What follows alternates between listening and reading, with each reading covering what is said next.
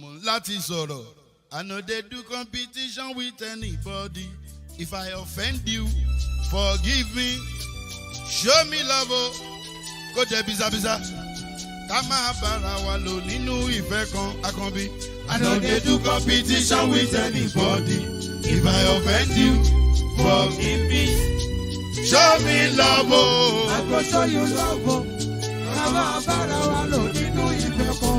But I no dey do competition with anybody.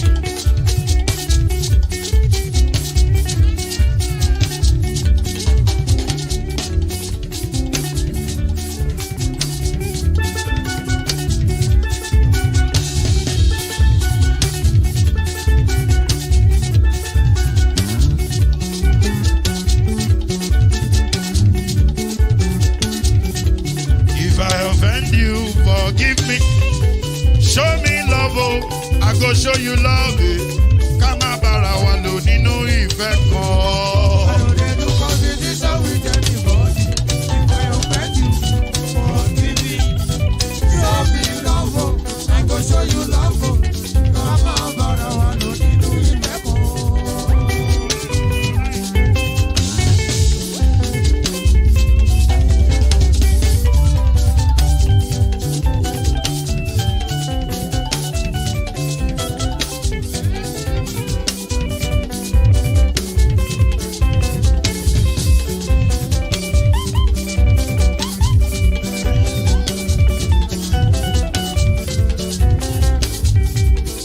No dey do competition with anybody.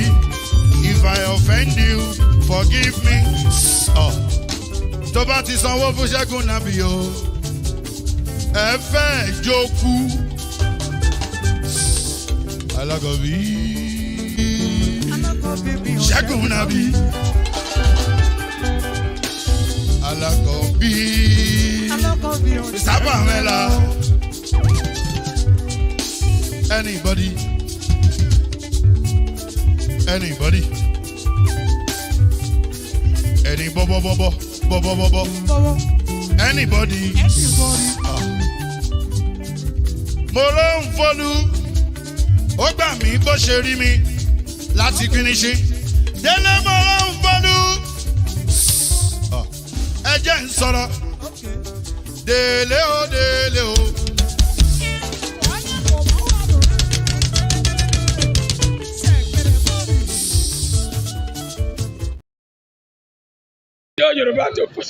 The community of the Kaduna villagers that were bombarded said the military bombarded twice. Now, the question is, if the first bombardment was assumed to be an error, leading to scores of casualties of innocent citizens, was the second bombardment also an error or an intentional act? We might exempt, of course, the first, exonerate the military for the first bombardment. What led to the second bombardment? Anyway, my name is Lokia Yaguna. I don't know the Lagos. I want to give 1 minute silence to those who lost their life. Innocent people that lost their life. 1 minute silence, my brother.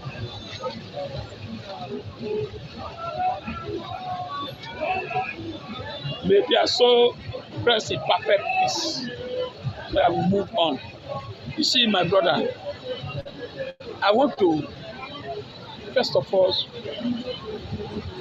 tell Nigerians, why are we paying the ministry? Why are we wasting money for the ministry? We have Air Force, we have Army, we have police. Army is to take on ground any element on ground. Air Force is to be on air. Police is to be on ground. What is Army bombing for? If there's any intelligence, Air Force is supposed to at least to take that in charge of that particular bomb, not Army. Air Force deny they are not the one. Army admit they are the one. Error. And those people, they were celebrating that, whether it's Star or Christmas, whatever. As a Muslim, they call it Maulud. I don't know how to call it. Maulud. Maulud. Without intelligence without checking. Don't forget, an American came here, was kidnapped. American came and rescued that one, just one person. They did not come anywhere. So automatically, if me and you gather here now, doing party, army can just come and bomb. We are not even safe as we are in now because anything can happen, and they call it So, an error. Now, which error? As there's some chief of army starts to resign now. Senatorial. With immediate effects. And they still keep him. That well done, what he's doing. We call for his resignation with immediate effects. But will make a mistake, and they will say it's an error. Just imagine everybody making mistake. Everybody, police will make blunder. Mistake. They will say it's an error. You will replace somebody that kills somebody. You will not say it's an error. So now the highest money they voted for army budget is the highest. You know how much? Now, what kind of training are they receiving? That the government will be dealing with us, the civilian, while the military will be dealing. Where are we? Are we safe? We are not safe. My brother, it's very, very it's unfair that what happened in Kaduna is mere politics.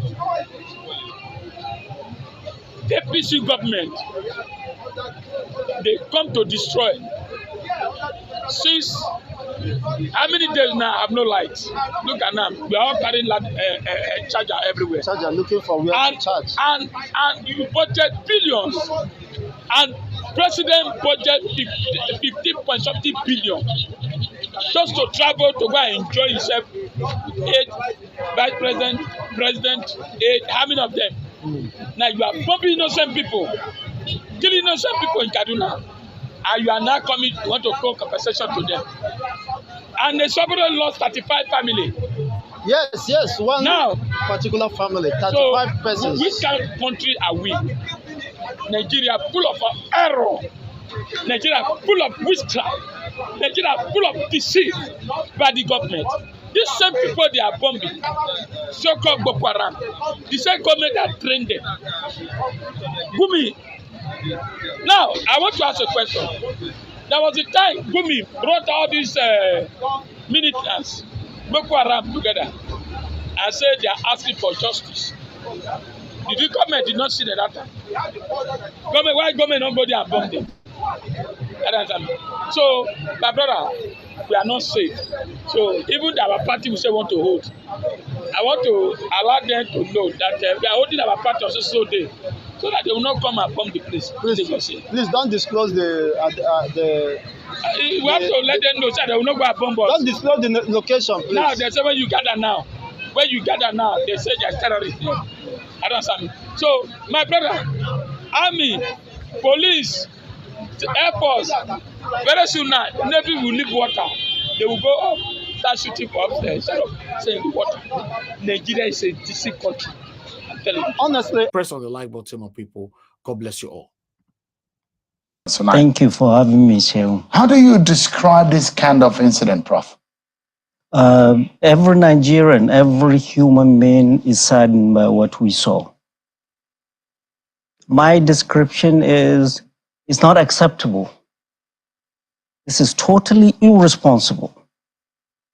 This is not the first time. We've had such incidences in Borno State, Nasarawa State recently. We've had incidents in Benue State. We've had such incidences in Kaduna State, and now in Kaduna State, the home state of the Chief of Defense Staff. Each time we hear the military telling us it was a mistake, regrettable. Our military killing our people instead of protecting our people. A time of war, when our people are suffering, bandits are killing us all over the land, the military is dropping ordnance on our people. It's not acceptable. What this has shown, number one, is clear incompetence. You have a young operative somewhere sitting, watching a screen, and then just dropping a bomb on people, predominantly women and children. It's an unmanned air. Yeah, but somebody control. did it. Yeah, somebody was managing it. Remotely. Absolutely. It didn't come from the sky or from Niger or anywhere. Drones are controlled. Somebody must take responsibility.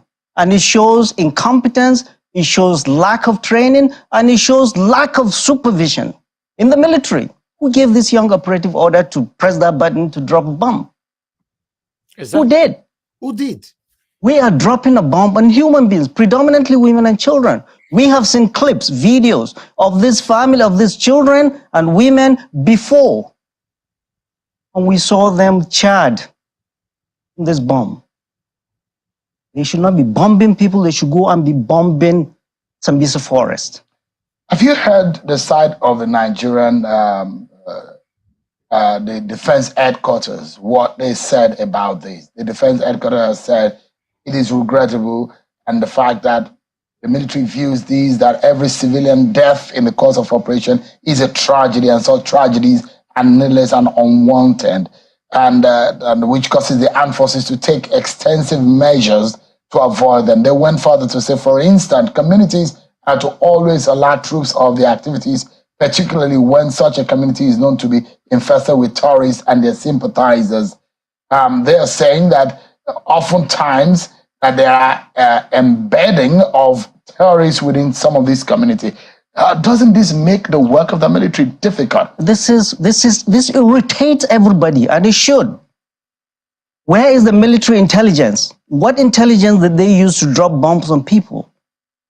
Do they think they are going to win this war on banditry just by dropping bombs from the sky? They say that it should be noted that terrorists often deliberately embed themselves within civilian population centers for the civilian population to bear the consequences of their atrocities. Right. For goodness sake, the military, whoever is writing this, they should take him off. This is a time when sensible, reasonable people should be talking. The military should completely own this tragedy and not be given excuses. These are excuses that we have no patience for.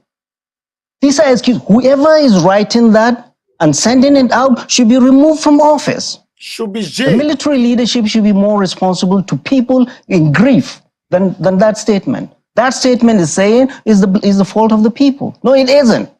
It's the fault of the military, it's the fault of the army specifically, because the Air Force came out the first time and disowned them and said in the last 24 hours they did not conduct any operation. It is the army, the air wing of the army that botched this operation, that killed our people. And they must take full responsibility. And my call to President Bola Ahmed Tinubu, the military cannot investigate itself, because it has not investigated itself in all the massacres it has conducted over the air. If you are to advise, or if you are to say the kind of and the manner in which the investigation should go or take, what would you do? Independent of the military. Mm-hmm. All the bombs they've dropped on people over the last, in all the 5 states they did, what came of it in their investigation? I am calling on President Bola Ahmed Tinubu to institute a high-powered, independent investigative committee headed by a retired Chief Justice of the Federation. And in that committee, there should be a retired Chief of Service Chief, and an emir, traditional clerics, and CSOs to protect civilians. The military is supposed to protect us, not be killing us. And let me say this only vindicates the concern international community has been having about Nigerian army. You remember during the time of Jonathan, they stopped selling weapons, lethal weapons, to the Nigerian armed forces because of this. And we are seeing this. The world is watching.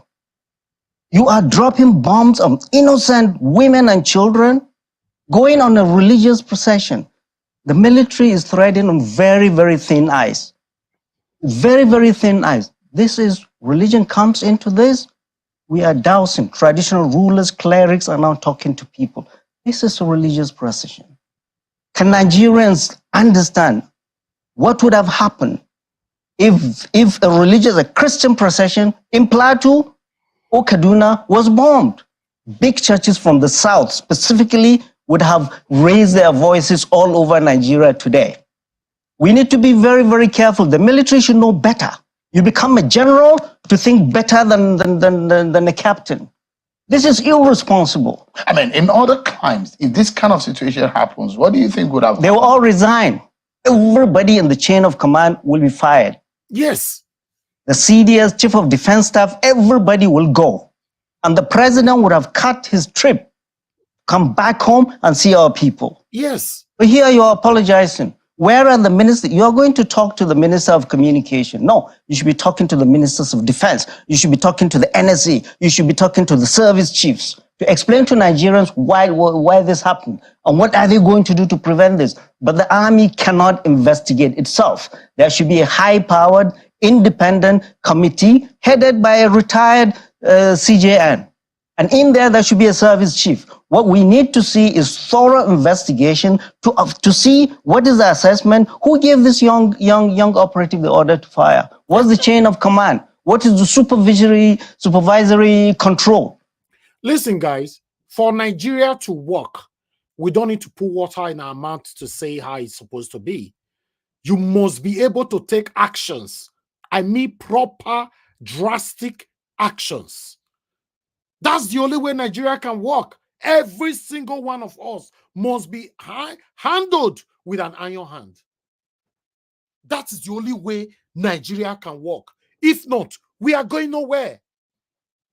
To be honest, this happened now. Every single one of them in the military camp, all of them, from the head to the least, all of them should be removed.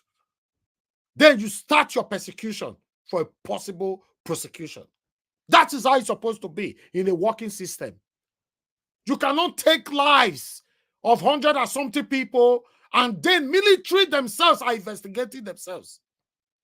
If we talk, they say, no, you can't talk to them. A dictatorial society. Where you talk, they chase you, they locate you. The people that lost their lives right now, their families, they are in pains. They are all in pains right now because say some of you listening to me right now is not part of your family. You are not interested. After all, the normal thing are people they die every day. What a country. This is how it's supposed to be. But okay, what do we know? What do we know? At the moment, I said I go do. Like I normally say, anything that is happening, any breaking news that is happening in Nigeria, last maximum of 48 hours, we move on. Remember when we talk about the budget, 27.5 billion, I told you guys here in the next 24 hours, we already moved on. We've moved out of that, right?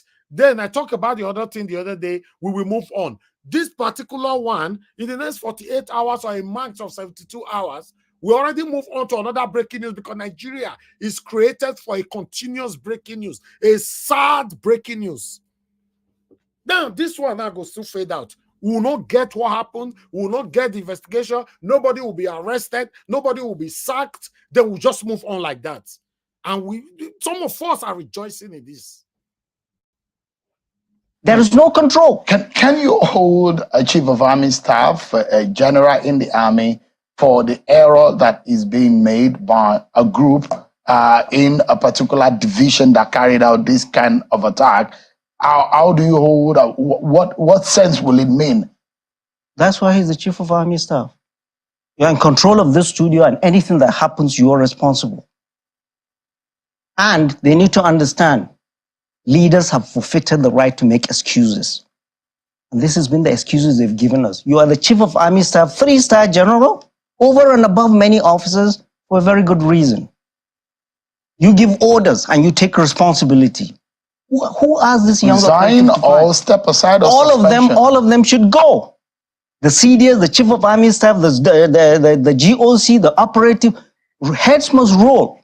And whoever gave this authority, if there was no chain of command, if there is laxity in the chain of command. You see, in Nigeria, you can see the way Usman is talking right now.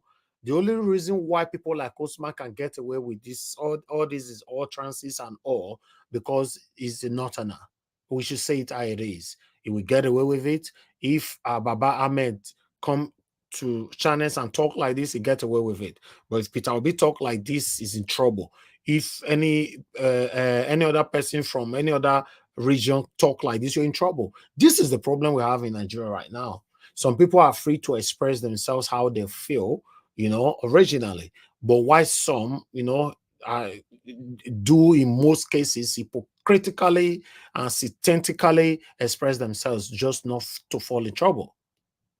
which I'm very sure there is, nowhere in the country would a young operative sit down before his screen and just press a button to drop a bomb and kill over 100 people without escalating that to the Let's higher imagine authority. what is going on in the mind of the young fellow who triggered the UAV, who fired that bomb. Perhaps what they were seeing on the screen was a movement of the possible terrorists who they said have merged into these communities, and there are traces, there are historically how these terrorist elements have infested these areas and merged into the communities. Is it possible that some of these terrorists are so sly to the extent to have tricked our forces into this kind of mistake? This is stupid excuses that we have no patience for. I'm just imagining. No. Let me just read in the mind. Let me tell you what the possibility. That is the reason you should have intelligence on the ground. Before taking a shot. That young man sitting there doing that, he doesn't do it on his own. There has to be intelligence on the ground. They escalate to the big bosses. The big boss will ask him to do what he did. That is why only an independent committee, not within the military, can bring this out. The military cannot investigate itself, and we should not allow it to investigate itself. And the military, especially the army, it has shown its inexperience in all of this. It should suspend all drone activities until this is fully investigated. Is this a setback of some sort? Absolutely. On the assault on terrorism in Nigeria? So now we are talking. We have been talking the new service chiefs since they have come. They've been singing the same old song we've had over the last 8 years. But we have not seen any new ideas or plans to do anything differently. None. But there are those who will say there is a lull in some of the terrorist activities within the Northwest region. We know better. We know better. And we've said it again and we'll repeat it again. Banditry is cannot be won on the battlefield.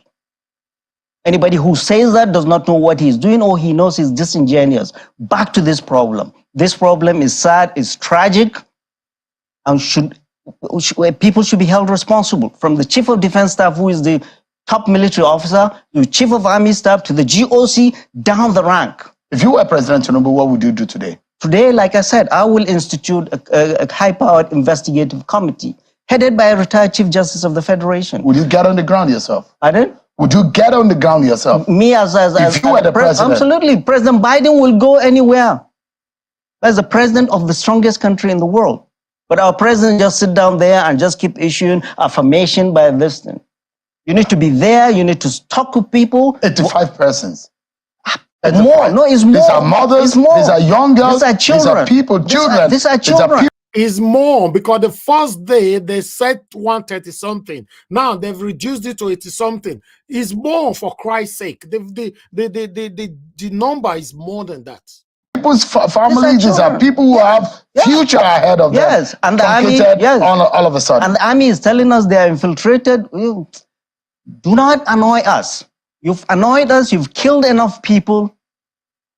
Do the right thing. Accept responsibility, step back, and allow full investigation. Suspend all drone activities within that theater of operation. And Mr. President, we call on you to institute a high-powered committee headed by a retired Chief Justice of the Federation. There should be a retired service chief in there, amiens and traditional. This is taking religious dimension that we're asking people to calm down. Traditional rulers are working really hard.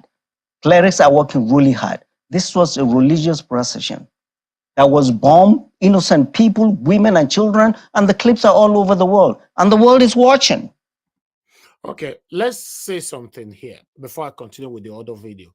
Good morning, good afternoon, good evening to every one of you. In fact, let me post out a link.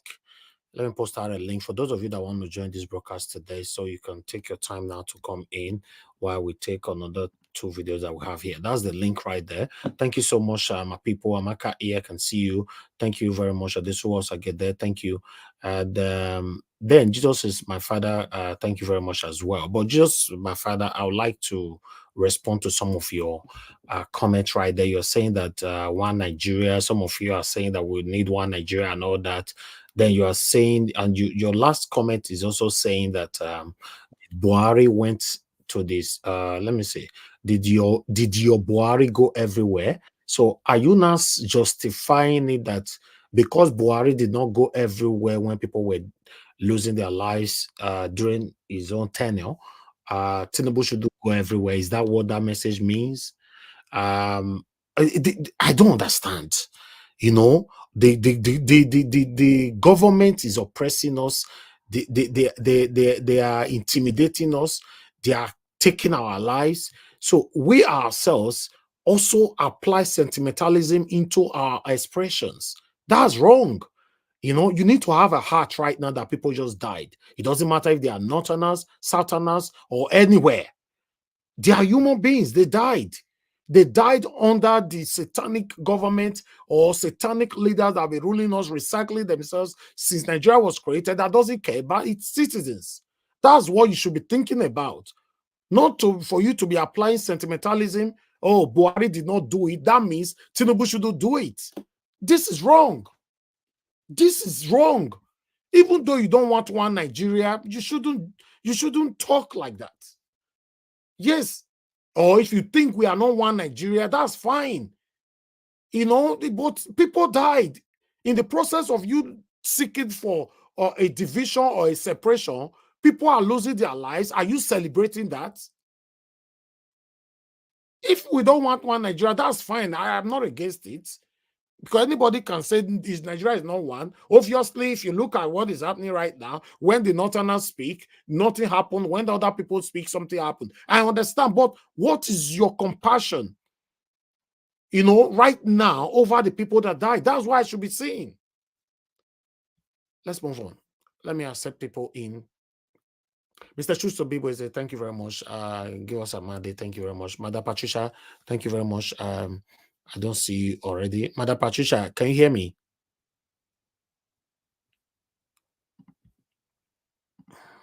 All right. You bring people in. Okay, thank you. I just wanted you to off your camera, that's all. Thank you very much, my people. I appreciate every one of you. Let's move on. I would like us to listen to Usman again, you know, but in a different channel this time, on Arise, for just 5 minutes. Let's listen. Giving a religious interpretation or slant to this attack? I mean, what light can you shed? No, that's why I'm saying the optics are very bad for the military. Very, very bad. The Muslim clerics in the north came and sold this fraudulent Muslim ticket, and we have Muslim vice president, Muslim president. Our people in the north are saying, well, you are killing Muslims. You are inflicting a lot more pain on Muslims. You close the border along all seven northern states because of you want to go to war with Niger. You are inflicting pain on top of that. Now you are killing Muslims. And look at the military hierarchy. People are being mischievous. Look at the operational military hierarchy and look at their religion. They need to be very careful. The military needs to be very careful and start doing damage control fast. Meeting community leaders, traditional rulers, religious leaders, and stop issuing these annoying, stupid statements from DHQ. So, I mean, Professor Usman Yusuf, you have a lot of experience, not just in terms of public policy, but certainly in terms of issues that are related to security. I mean, you worked with the former chief of defense staff, secretary to the committee that negotiated the release of the last batch of hostages. What is the solution to this security crisis, not just in the north, but in other parts of Nigeria as well, such as the southeast? Is it necessarily political and not military? What would your recommendations be? I have said it time and time again. All these major three conflicts you have in Nigeria, from banditry in the northwest and the north central, now it's going to the northeast, to Boko Haram, to the AKPABIO issue in the southeast. None of these problems are military. The military did not bring banditry. Neither did it bring Boko Haram or that. This is all as a result of corruption and bad governance. Exactly. Politicians brought this mess, and the military is brought in to clean up after their mess. And the military is thinking they are going to solve this problem because the past president, Mr. President Muhammadu Buhari, thought and looked at banditry just in the prism of, of military. I've said it time and time again, there's a role for the military. There is not going to be a military solution to any of these three conflicts, because in the history of warfare, nowhere have conflicts like this been won on the battlefield. And they're saying no dialogue, no dialogue. Whoever says that doesn't know what he's talking about. Dialogue is a legitimate tool of warfare everywhere in the world. You must dialogue. Currently, as we speak, the governor of Borno State last week said there are over 160,000 Boko Haram, repentant Boko Haram. They didn't come because you go killing. By dialoguing and getting them, you have done one thing and you've gotten them off of the battlefield. And you must solve this problem. The military, Nigerian military, is spread all across 36 states. Does not have the capacity, we know, doesn't have people on the ground. We've been to 9 forests, there's not a single soldier in our forest.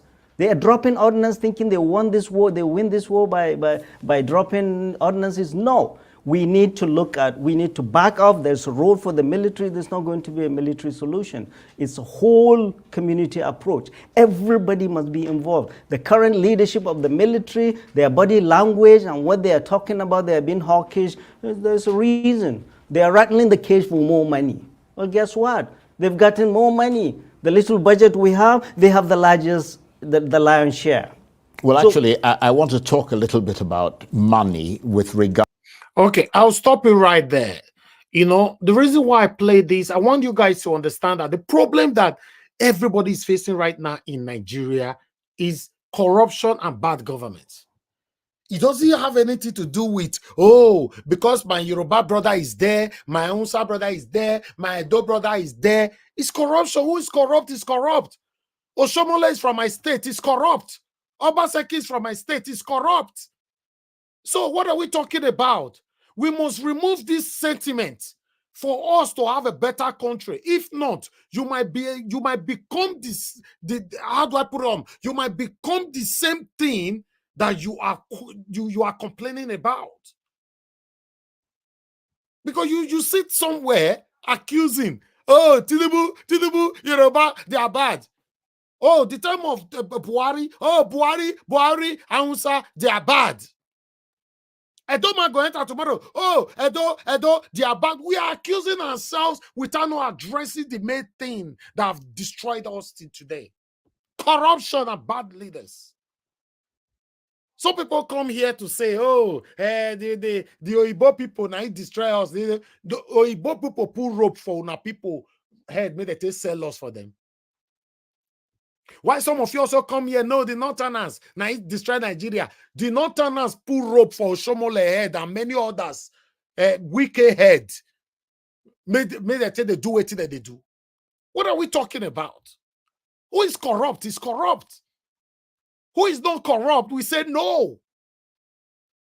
The worst thing that will happen when you say no, the position that you're supposed to handle, you'll be forcefully removed from that position.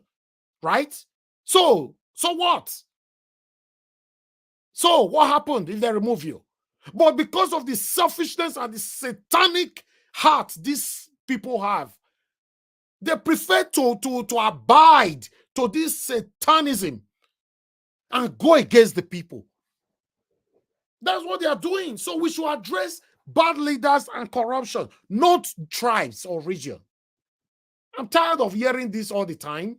Because in Hausa man, I make us get problem. Because in Yoruba man, I make us get problem. Because in Igbo man, I make us get problem. I'm tired of it. We have corrupt people in every tribes in Nigeria. And the problem that you and I are facing today is a collaborated effort by this satanic group of people recycling themselves since Nigeria was created. They are the same. Find that satanic table where they get all this meeting. You go find Edo man there. You go find Hausa man there. You go find Yoruba man there. You go find Igbo man there. You go find Shekiri there. You go find all of them for that table. What are we talking about? Look at AKPABIO now. Is he not the Senate president right now? AKPABIO na Hausa man or Yoruba man. What are we talking about? We should address the main issue so that this can be sorted. All of them are collaborated, making life difficult for you and I. They are the same people. They speak for themselves. They defend themselves. If you bring Oshomole come here and they go defend Tinubu anyhow, he go defend. He defended Buhari throughout his whole tenure. While Obaseki will be playing, I'm too good, I'm too bad. You stay in the middle, play nice and play bad. You will say, oh, this man is that one are just the hypocrite with all of them. Do you know how many times I called Obaseki on this platform to speak against Fulani S-men in those states? No, they don't do that. They don't want to offend anybody. They don't want to step on anybody's toes. You know why? Because if they stepped on your toes, when you finish this your tenure, as you want to finish the governorship race, tenure, so he cannot go for other position anymore. That's why all of them are being careful whenever they are talking. They don't want to offend anybody. We have a long way to go, man. I'm telling you, we don't have anybody to cry to. You know, we don't have anything to. We don't have nobody to cry to. It's very sad.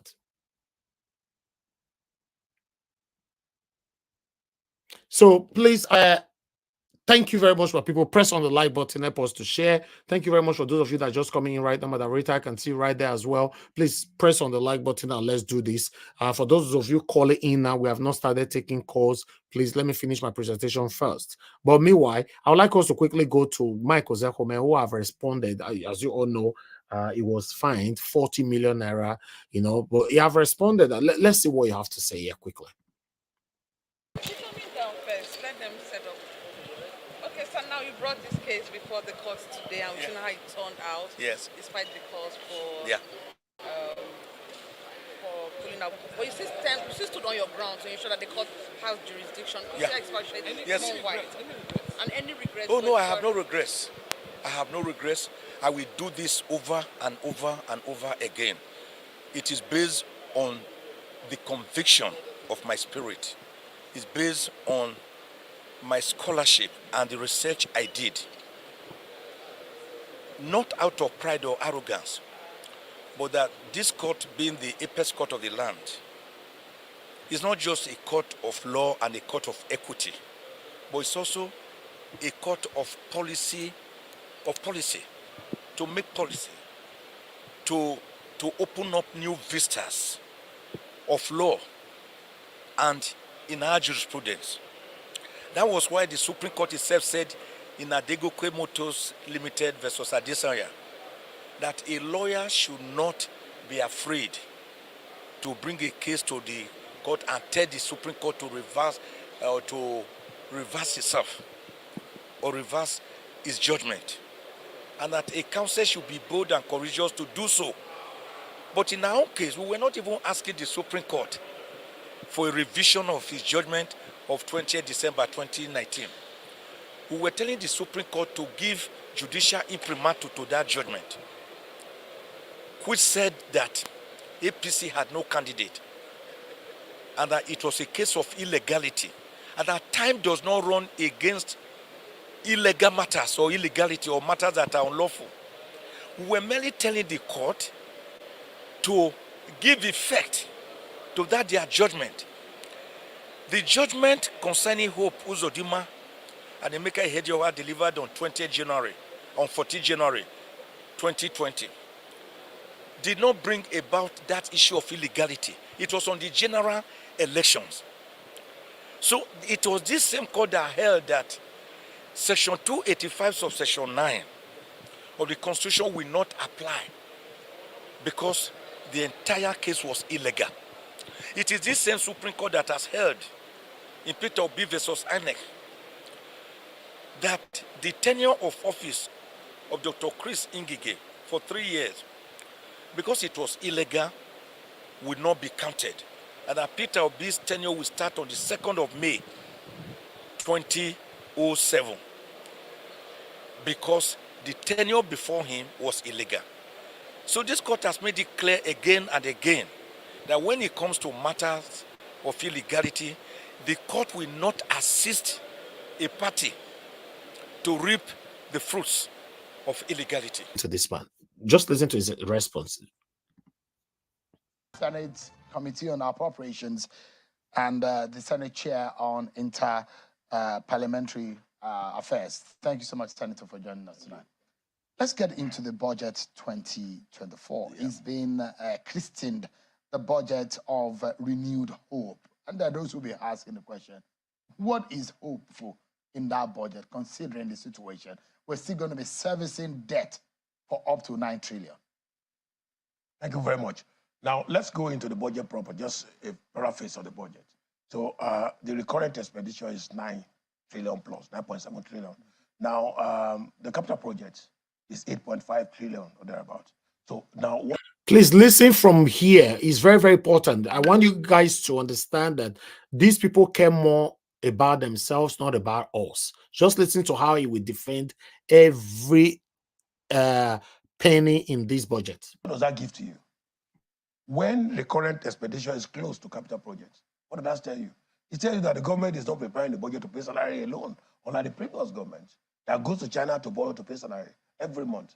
Minister of Finance, Kemi, as she then was, will be in China for 15 days of the month to go and borrow money to pay salary. Now, when you have capital projects, 8.6 trillion or thereabouts, that is a lot of money. That's to show you that the president is ready to work. This government is serious. We are now going to unveil, and the complexities converging around the hope of the common man coming to your words. Now, therefore, we're going to have infrastructural developments, projects are going to come on board with capital project of 8.6 trillion naira. Now recurrent 9.7 trillion. Even you don't look at the budget anymore, that's fine enough. Hold on, yeah. Senator. Yeah. You're talking about recurrent 9 trillion, just 1 trillion above your capital. We've had a culture of having recurrent, sometimes 30%, 20%, more than recurrent usually more than 20, more than the capital. Good. Now we have an 8 trillion debt servicing. Yes. 8 trillion capital. Yes. It's still a negative. Yes. Because you're paying debt as much as the project. Okay, let me come with this strategy. That 8 trillion for capital is what you'll be spending in the real sector for you to wake up the economy. Okay, Sean, let me tell you this. Number one, Asuwaju Bola Tinubu is not the one that borrowed the 8 trillion that is servicing. You know that. That was previous government. And he cannot run away from that. That's why I told you I am paying all due obligations to show integrity to government in international finance. My people, in case you are not aware, these people are accusing the previous government, the same previous government that is from their own party, APC. I never see this kind of thing before. Now, if you don't want to service the debt at all, make capital project zero. Make capital project zero. We have a balanced budget. Or you won't construct anything. But you pay salary up to date. You can be a lazy government. People will clap for you. They got their salary every month. No form of development. If you zero, if you put capital project zero, then what you're talking about, that debt service, is consumed. Now, income is coming by 100% increase from the previous budget because of removal of subsidy from petroleum. Now, you also have tax ratio to GDP, moving from 10% to 18%. Isn't that fantastic? Can you get it better? So, to me, this is a fantastic budget of hope renewal because you are coming to reestablish a fresh Nigeria. A Nigeria that's collapsed before, a Nigeria where the capital project at actualization at the end of budgetary year, 15%. In one of the about 2 years ago, 7.5% was what actually was actualized in capital project performance. Now you are in capital project about 40-something% in the budget. And you think this is not fantastic? By the same political party that is talking about a collapsed Nigeria. It's not about political party. Presidents are coming from different angles and different human beings. Isn't the same and they are subjectively objective. Isn't the same vehicle, the same ideology? When you are in my home, for example, my second son had a first class in law. Next to him. How can you be bringing what is happening in your home to nation's situation? I don't understand. 2-1. Now, when I did my own BSc International Relations, I had to come class lower, same university. I'm the father. I'm the one that gave birth to these ones. They had first, 2-1. Me, who is the father, at LSE, got 2-2. So what are you talking about? So You cannot be the same political party. We are different set of people. What I'm telling you here, the praxis and the taxonomy is different in human behavior. And Oga, I agree with you. We cannot be the same. Yes, 100% I agree with you. But now, you are not the only person from APC that have admitted that Tinubu's Buhari's administration dragged Nigeria into bankruptcy, right?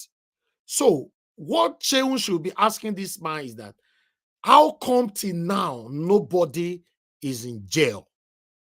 How come there is no probe for Buhari till now? That is the question they should be asking this man. To be honest, because sometimes I ask, does it mean that they don't know the right question to ask these people? Okay, sir, thank you. Yeah, you are right. You know, in your household, everybody cannot be the same, even though we are the same family, the same blood run through our veins, but everybody have different character, fine. So what was the consequences when you do anything that is against the rules of your household? Now bring it to our country. What is the consequences? What is the penalty? Anybody that do anything that is against our constitution. That is what they should be asking this man. You cannot be defending same people who came out from your satanic APC. It's crazy. It's crazy. Knowledge, you know, the apparatus of government in this budget is going to work fantastically in 2024. So let me take you and quickly. we have cleared so many converging issues let me that take will you, disturb performance. Let's talk about the solution and the positives. Fantastic. For me, one thing that is important is that give me a government that is thinking about putting tilling the ground and bringing something out for the consumption, a local consumption.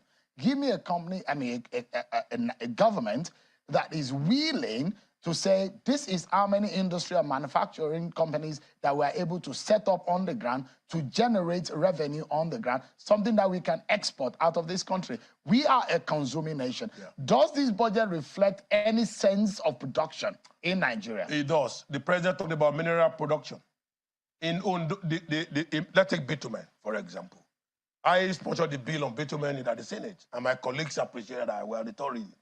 Now, the bitumen market is $147 billion. Nigeria have second largest bitumen in the world after Venezuela. Now, Ondo State have $47 billion bitumen dollars on ground. Asuaji is talking to you that he's going to look at mineral resources this year.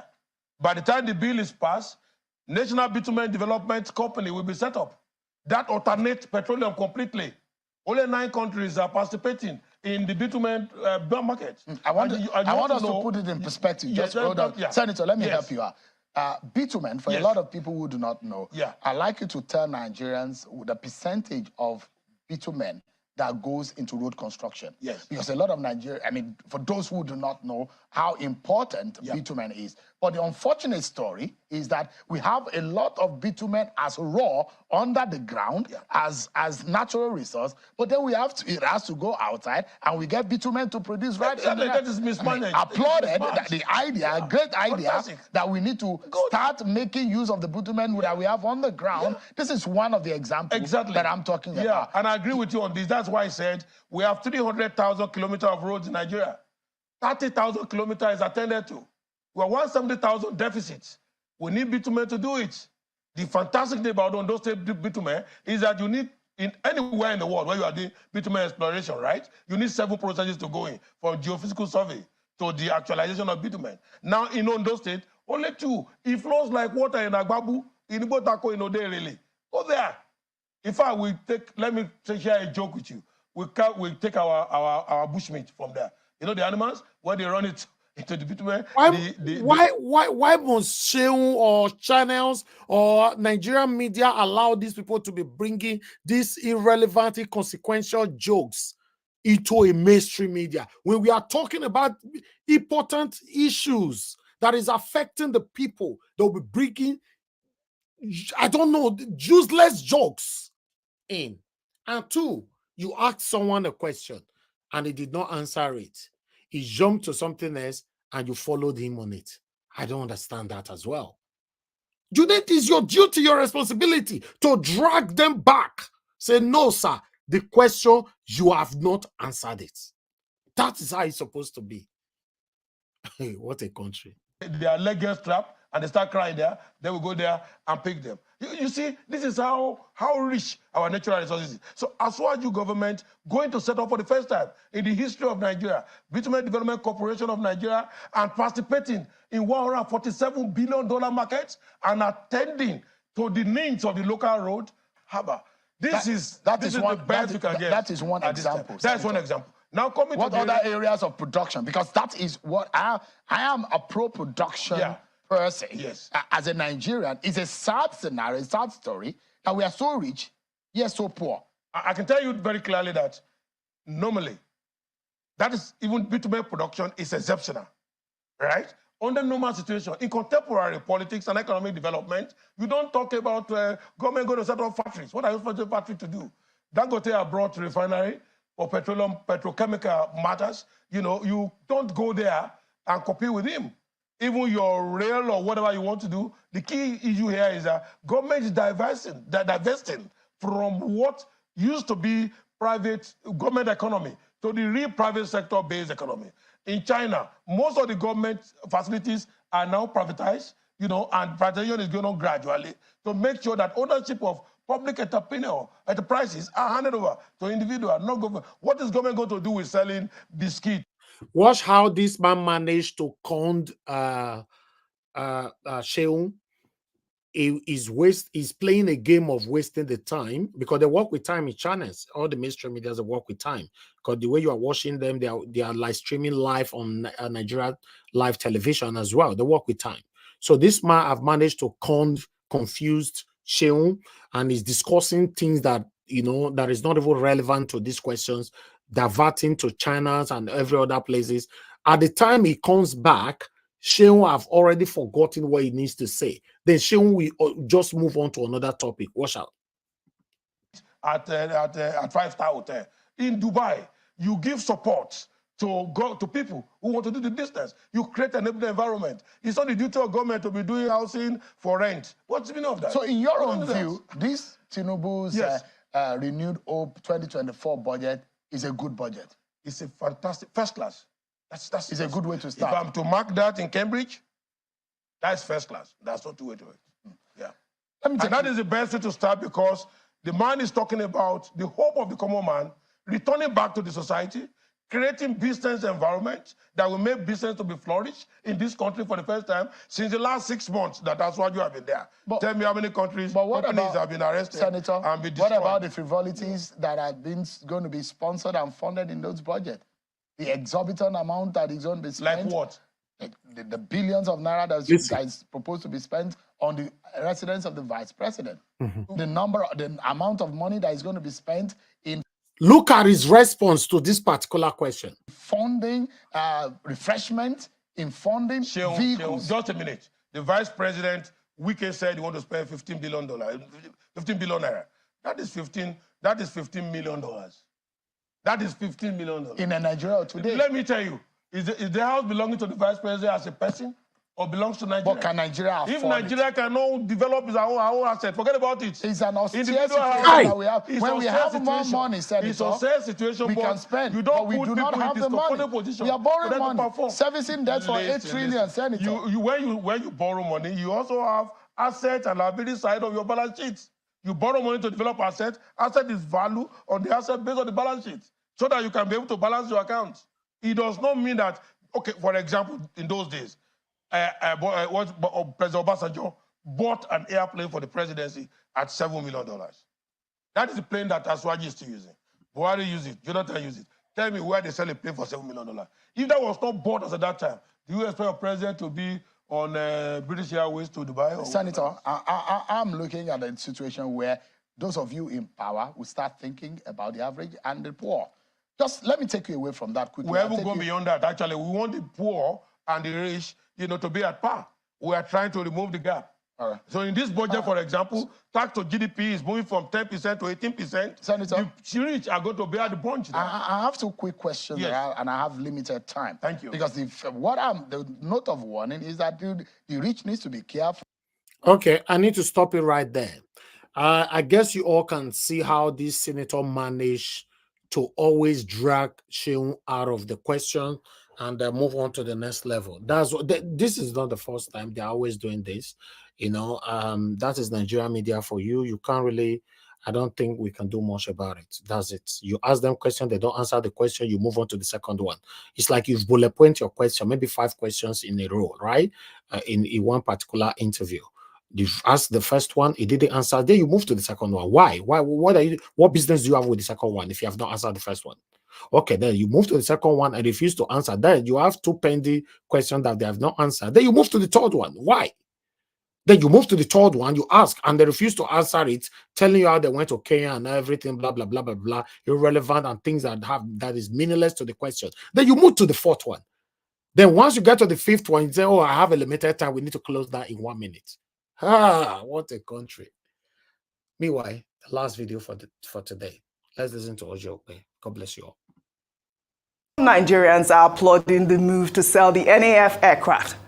Vice President Kashim Shettima has defended the administration's decision to spend 15 billion naira to build a residence for him in Abuja. Shettima, through his spokesperson, was responding to recent criticisms of the project by the presidential candidate of the Labour Party during the 2023 elections, Peter Obi, who questioned why the government planned to spend so much money on building and renovating residences both in Abuja and Lagos for the vice president, but budgeted a paltry 5 billion naira for student loans in the country. The vice president denounced Obi's comments, describing it as a series of misguided attacks and falsehoods, stating that the decision to resume the project, which was abandoned by previous administrations, was in line with the Tinubu administration's commitment at completing long-abandoned public projects across the country. Shettima further accused Obi of post-election trauma and divisive rhetoric, urging him and others in opposition to accept defeat gracefully and prioritize Nigeria's interests. I believe the director pulled up Peter Obi's tweet. Let me just get some of that. What Obi said, I believe, on Monday was that he wrote, even as I am still studying the 2024 fiscal budget as presented to the National Assembly last week, I cannot wait as I am compelled to ask, what is exactly wrong with us as a country? I mean, this tweet got a lot of reactions. He further went on to say the budget of 5 billion naira for student loans, which is yet to be disbursed, is only a tiny percentage of the cost of the vice president's new home. We are projecting to use 4 times the amount for educating all Nigerian indigent students to house the vice president. We need leaders who show compassion and are willing to sacrifice for common progress and development. Such compassionate and frugal leaders are critical in our journey to the new Nigeria. Over to you while I catch the first birthday celebration scheduled for December 9, 2023 in Akwa Ibom State. Aside the huge donation coming from senators, which is domiciled in account, blah, blah, blah, blah, blah, Guarantee Trust Bank, under the name of Felicia Agbere. The sum of 800 million has allegedly been pulled out from the Senate account to mark the Senate president's birthday. Okay, now the people we donate this money, I'll show that yesterday, but let's move on. Also, some selected ministries, departments, and agencies, MDAs, such as NDDC, NPA, NIMASA, NNPC, etc., have been informed about the AKPABIO's birthday and donations from them also expected. Senator Berinada, MPIGI, moved the motion for the AKPABIO birthday jabbery, seconded by the Senator Osita Ugo. On the December 9th, a private jet chartered and paid for by AKPABIO would convey senators to Oyo for the birthday celebration. Why? All the senators that donated towards this is all their names. Is a lot of them. They are there, you know, both Labour Party senators, all of them are there. See, all of them are there. So it's a lot of senators. So all of them will don't donate. As you can see here, it's very tiny. We have 2 million, 2 million, 2 million, 1 million, 3 million, 1 million, 1 million, 2 million, 1 million, 1 million, 1 million, 1 million, 2 million, 3 million, 10 million. You know, so all of them have donated with their names right there. I can't read all. You know, why continue with this page as well? You know, the page continue with 2 million, 10 million, 500,000, 2.5 million, 1 million, 2 million, 2 million, 2.5 million, or disclose, one half on disclose right there, 2 million, 2 million. So the total amount that they have collected so far, or they have donated so far, is 150 million naira for AKPABIO's birthday. Ladies and gentlemen, now where we find ourselves, like, maybe this is Nigeria for you. We do our part, we speak out, we call out the government to do the right thing. That is all we can do. We don't have power to fight these people. I don't have, in fact, my best is what I'm doing right now. Thank you very much, my people. Now, God bless you. Now, good morning, good afternoon, good evening to everyone. If you please help us to press on the like button and help us to share. Please also press on the dollar sign, support what we are doing here, encourage us to do more for you. Thank you very much, my people. I'd like us to start talking right now. In case anybody want to call in, I would like to take 2 calls before I will go to the panelists. You know, if somebody call in the next 20 seconds, that will be fine. If not, I'll call on the next panelist. 20 seconds starts now. While I post out a link, for those of you that still requested to join the panel, this is the link I'm going to be reposting again. Click on the link and join us right here, and let's talk about the things that's affecting you and I. That is a link right there. I've just posted it. And Black Panther, yes, I've posted out a link. Click on it. Join us here. Okay, nobody's calling right now. So let me quickly move on to the next person to speak to us. Okay, I would like to start with, okay, somebody's already calling now. That came late. That is Madarita. Okay, Madarita, thank you very much. Good evening to you, ma. Please talk to us. Yes, good afternoon, Mr. Elvis. I just want to say something. In all this news that you have played so far, I feel that we are just living in an advanced Sodom and Gomorrah. Nigeria, we are just living in advanced Sodom and Gomorrah. Things are happening in our very eyes, in broad daylight, not even hidden. And they're silent. What is going on? I'm scared at this I'm scared. And nobody's saying anything. The senators are insensitive. They want to do a party. And then they need as a matter of fact, we have become, not we in this, this so-called Nigerian rulers, they have become so evil that they even think of celebrating when families are wailing and weeping in Kaduna. Exactly. From the carelessness of the army. This is very sad. I'm just feeling emotional right now. They're just living a frivolous life from Dubai to now AKPABIO. We all know what's going to happen. They don't care. And even somebody from Kaduna State is right there as a senator who still go and celebrate. When is and somebody's representing that local government where that issue happened in Kaduna, where a lot of people lost their lives. That same senator will go and celebrate in AKPABIO like nothing happened. We are living in Sodom and Gomorrah. That's all I have to say. I'm very, very sad. Thank you. It's okay, madam. I understand. Thank you. Yeah, that's it. You know, a country where you have leaders, they don't care about you, what you're passing through. People just died. You know, they've buried some of them died again yesterday morning or this morning, and some of them are still in the hospital. But the senator is planning a massive birthday for this weekend on the 9th. Over to spend over 150 million. So where is the human feelings here from our leaders? This is a Senate president we're talking about. You know, so when we talk now, some people say, no, you don't like these people, you hate them. I don't see anywhere where you just carry hating your leaders. You asking your leaders to do the right thing, then some of you accuse us of hating them. Why should I hate them? I want them to give me a better country. That's all. And I'm not sure it's too much to ask for. Thank you very much, Madam Nena, for calling in. Good evening to you, ma'am. Please talk to us. Thank you, madam. Go ahead. Talk to us. Good evening to you. Hi. Yeah, Mr. Elvis, good evening so much. I'm so sorry I will not be able to just kind of use it. I would have loved to come into the panel, but I just have to call.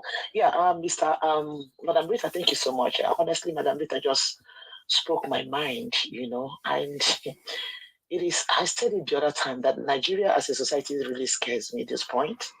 The country scares me to my marrow, because the kind of thing that is happening, it's like the darkness and the danger in Nigeria is so tangible right now, that it's really very scary, that it has gotten to the point that if the people have not understood it, that it's just you as the people. It's just you as the people that think that you have a country, that you have a place where something possibly could come out of. It's only the Nigerian people that are thinking about it. Because when you look at the way these people react to situations, I know in a country like America, when something as simple as a flood maybe happens, or maybe there is, something sometimes you see something, maybe flood or maybe hurricane and stuff like. I know how most Nigerian, government activities come to a standstill. Almost all the governors, the president, and everybody, the senators, everybody is either they are going there, or they are putting their words, or people are saying things concerning that particular situation at that point. We are talking about how many people that lost their lives, and we don't even know how many that may still lose their lives, because we are talking about substandard hospitals where these people might not even get the best of care, and people are busy donating money to go and mess up in our Bible in the name of Senate presidents. So you want to tell me that the Senate president cannot comment or cease or even commiserate or even make a move to go to that place? Like, I wish there's another word that is more stronger than sensitivity that we can use on these people we call Nigerian leaders. It is so it scares me. Just like Madam Rita, it scares me to my marrow to think that I am connected in one way or the other to this country where this kind of atrocities goes on. Honestly speaking, thank you. It scares me. It bothers me. My heart bleeds. Honestly, I don't even know. I don't know how these people sleep, and I don't know how people who still support these people. I don't know how they breathe. I don't know. Honestly, that's just I don't even know what to say. It's so sad. It's very, very sad. Thank you, Mr. Evans. I wish I have opportunity to come to the panel, but at this point, thank you so much. God bless everyone. Thank you so much. You've done your part. Thank you. All right. One more call, guys. Only one more call. Then I'll quickly come back to the panel again. I have a couple of people trying to call in, but I promise I'm only going to take 3 calls. Then I'll take another calls later after this last one. Hello. Yeah. Good evening to you. Can you hear me? Hello. Hello. Are you there? Hello. Hello. Good evening to you. Yeah, please speak louder. We can't hear you. Good evening to you. Yes. My name is Tamiduru. Okay. Yes, sir. Oh my God. I had this pleading for my country. You know what? God, help us. I saw all your presentation. God will bless you. Sometimes I can't join because my work. Like the man that was talking with the shame, that man's name is Jimo Ibrahim. When those kind of people are in this government, I know we don't have anything. They don't have anything to deliver. They don't have anything to deliver. And these people are circle, going round and round and round and round to destroy that country. I cry for the young ones. When I was in school, my lecturer was telling us that if we don't stop this, we are doing, that is happening now, there will be a time that we cannot stop it. When I see it in 2023, my mind goes back to when I was in school, when he will come and give us lecture. I said, if that man is alive, may God bless him. He's a Yoruba man, but he was telling us what we never know. It was the unknown he was telling us then. And look at him today. And by God is going to pay the judiciary. They are the ones that have brought back these bad eggs together again. For us, God has given us His Excellency PO, that things would have been better. Look at now, the senators are contributing money where people are hungry. It's okay. It's okay, Why madam. can't they use that money? Why can't they use that money to go to that constituency and give to people food to eat? All right. It's okay, madam. It's okay. Okay, madam. I need to let you go now. So sorry. So sorry. Okay, let's move on. All right, let me come to the panel. Thank you very much, my people. I'd like to start with give us a mandate. Give us a mandate, please. I'd like you to talk to us. Thank you very much, my brother, for joining us. Good evening to you. Sorry, can you go to the next person and let me come later? Okay. Okay, that's fine. That's fine. Mr. Shuksobibois, are you there, sir? Good evening to you. Yeah, good evening, Mr. Elvis. Good evening, fellow panelists. Good evening, those watching us and those at the comment section. Thank you, sir. Yeah, you know, you see, I don't know where, I don't know, you know, sometimes when you listen to news from Nigeria, you keep wondering, when are we gonna hear something, you know, to celebrate? Every day is sadness, you know, every day one thing or the other, and nobody cares. We talked about, you know, what is happening, the bombing of this, and you never see the Senate fly flags at, you know, half marks. Nothing, nothing. They just these people that died, they just died, you know, because they are Nigerians. They just died because they are Nigerians, and you know, if you're a Nigerian, expect to die and nothing happens. Even our security agencies will tell you, I will buy you, and nothing will happen. Like if this happened in another country where they respect their citizens, I'm telling you, all the flags in government building and offices will be fly at half. Yes, the president would have come back from wherever he went, make a bold speech, possibly be on ground. What have we got? Nothing.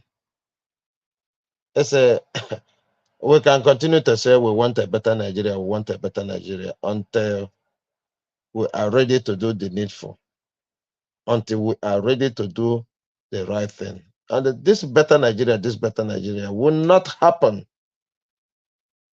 until another man's problem becomes your own problem. Go and mark my word. I listen to, I don't know if I should use the word professor, Yusuf. He is just as bad as any one of them. Look at the kind of statement he's putting out there. Telling us that if it is somewhere else, and this is exactly why I'm so angry. I'm so angry with that his interview. It doesn't matter what he said, because everything he said that was supposed to be real and the truth, because who he is not genuine. The same character. There's something when people say, take the message and leave the messenger. But in this case, you can't even get anything. He come now to bring the religious dimension into people that are suffering, people that are killed by their own military. All you can do is to bring religious dimension into it bring regional dimension into it. Come on. It's so sad. And these are people, when they stand on national television, they tell you how much they believe on Nigeria. When are we going to stop lying to ourselves and see it as it happened? These are the people. He sat down there telling you that he cares about Nigeria. No. He cares about nothing other than him and his family and those he believes that are in the same area with him. This is not the first time. And this is exactly what they did. I'm sorry. Many people will not understand why I'm talking the way I'm talking. Because this man said, Muslim, Muslim. And what does he mean? He meant that the Muslim was a deceit. He sees Al-Hajj Tinubu as a southerner who come to kill the north. Take it or you leave it. That is exactly what he means. He brought in Jonathan. These are the people who went around then with the likes of Buhari. If you fight Boko Haram, you are fighting the north. Exactly the same thing this man is repeating right now. And he chose the worst time when people are grieving. He chose the wrong time to come up with this. I'm so sorry. I watched that interview live. I wasn't happy. I was so angry when I was watching that interview because even Shehu doesn't know what to ask him. Shehu doesn't even know that he needs to stop this man from deviating from what we are talking about. He doesn't know that. Why would people die? And somebody is trying to play politics or whatever game he wants to play with it. And you sat there and allow him to go on with that. I was so angry.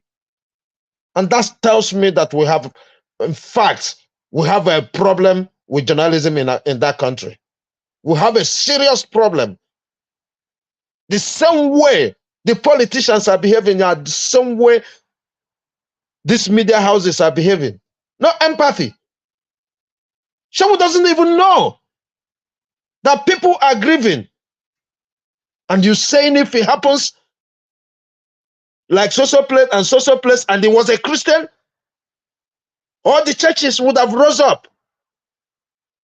And you don't find that offensive to stop such a man from committing such evil. I was so angry yesterday evening watching that. I was so angry. And this is to tell us, I said this one Nigeria we're fighting until we tell ourselves the truth. The division I see in Nigeria, I don't think anything can stop it except the people genuinely take over from these people. Because these people, they are emperors. Once you are in one elevated position, the whole story changes. It becomes you, all about you and your interests and those that support your interests. No more about any other person. And this is what we're saying this man displayed. This is what I see him displayed. And that goes to what AKPABIO and his mates. That's why I'm saying this. We that are on the side shouting Nigeria, Nigeria, we believe in one Nigeria. If we are not ready to do the needful, sorry, nothing will come out of this. Nothing will come out of this. Because imagine something like over 100 people died in your country and you are Senate leader. What we should be hearing from him and his colleagues is to talk about birthday party. How about the birthdays of those ones that the military dropped bomb upon? How about it? Do they not have one? That's what I'm saying. And these people are representing you and I. These some people are representing you and I. I bet you the people whose senator is the people who died in this bomb that the military dropped, they would have their own senators in the house. I bet that senator must have contributed to this nonsense. That's the kind of country we find ourselves, and yet it is okay for us. That's why I told them, you are comfortable, deal with it. You are comfortable, deal with it. Because I don't see this happening in any other country. The citizens will keep quiet. Our silence is getting too bad. It's too much. These are people you elected to go and represent you. If I say now, if the senator that is representing this area where this incident happened, if he had contributed to this, let the people recall him. You're just talking to yourself. And we're saying this. It is this Kaduna today. Who knows where it's going to be tomorrow?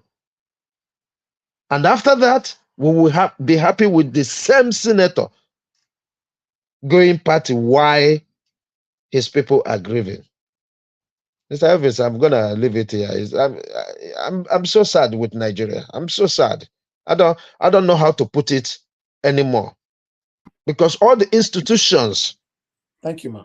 You and I believe that we save that country are those institutions that are completely a failure.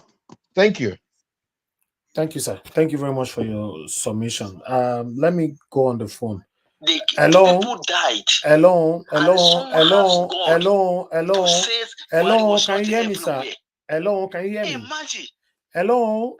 Can you hear me? Yeah, I'm hearing you. Yeah, we were not hearing Mr. you. General. Yeah, good evening to you, sir. Okay, Mr. General, Yeah, please talk to us. Now we can hear you. Go ahead. Can you hear me? Yes, go ahead, sir. Talk to Mr. us. General, okay. Good evening. I say I respect you a lot. You are honest and sincere person. You are not tribalism. Look, someone call, maybe he tests you and says Buhari was not everywhere. They are talking of a life of people, life of our brothers and sisters, life of our mothers, life of our sisters, life of our brothers at stake on this issue. There's one person that lost more than 3 families, and one person is talking nonsense that Buhari was not everywhere. I pray that you should be your family, that the family of the person that you died there. Would you be happy? Why we Nigeria ourselves were not sincere to each other? Why go tribalism? Why you cannot take it to anywhere? They kill our people. Nothing we are getting from this government. What that is talking about? We are getting nothing from our government. But rather than there are people dying for nothing sex. Oh, I'm sorry. I don't want to talk anything which is not less than Obi matter. I want to discuss Obi matter, but well, sorry, I have to say this. Thank you for now. Thank you, sir. Okay, thank you very much, my people. I can see a lot of people are putting emotions into this, which I really don't understand. We're talking about people that lost their lives here. That's the fact. But meanwhile, let's move on. Let me call on the next person to speak to us so that we can take it from here. I would like to call on Black Panther. Black Panther, thank you very much, sir, for your time with us today. Good evening to you, my brother. Please, I'd like you to talk to us. Naija watch. Yes, sir. God will bless you. Okay, Mama, you are ready. Okay, no problem. After Black Panther, I'll come to you. Mama, now your pikin dey talk. Good evening. Continue. Ride on. Thank you. Thank you. I have the backing of my mother. No shaky. I can speak. Thank you, Black Panther, my brother. Thank you, everybody. Oh. May God bless us. It's another good day. It's a brighter day.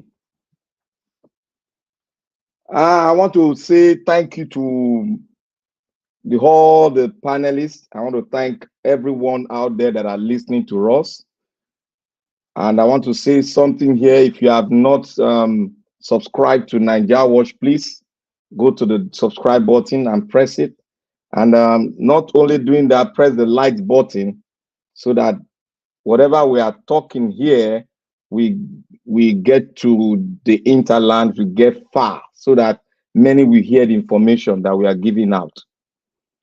We are not the epitome of knowledge, but the little we have, we are giving. And that is how we are all brought up. And that is how God wants us to be doing it. And I want to start by saying today that the Nigerian politicians will never change. The reason why I've been saying this is because I am convinced beyond reasonable doubt that Nigerian politicians, nothing will change them. The reason why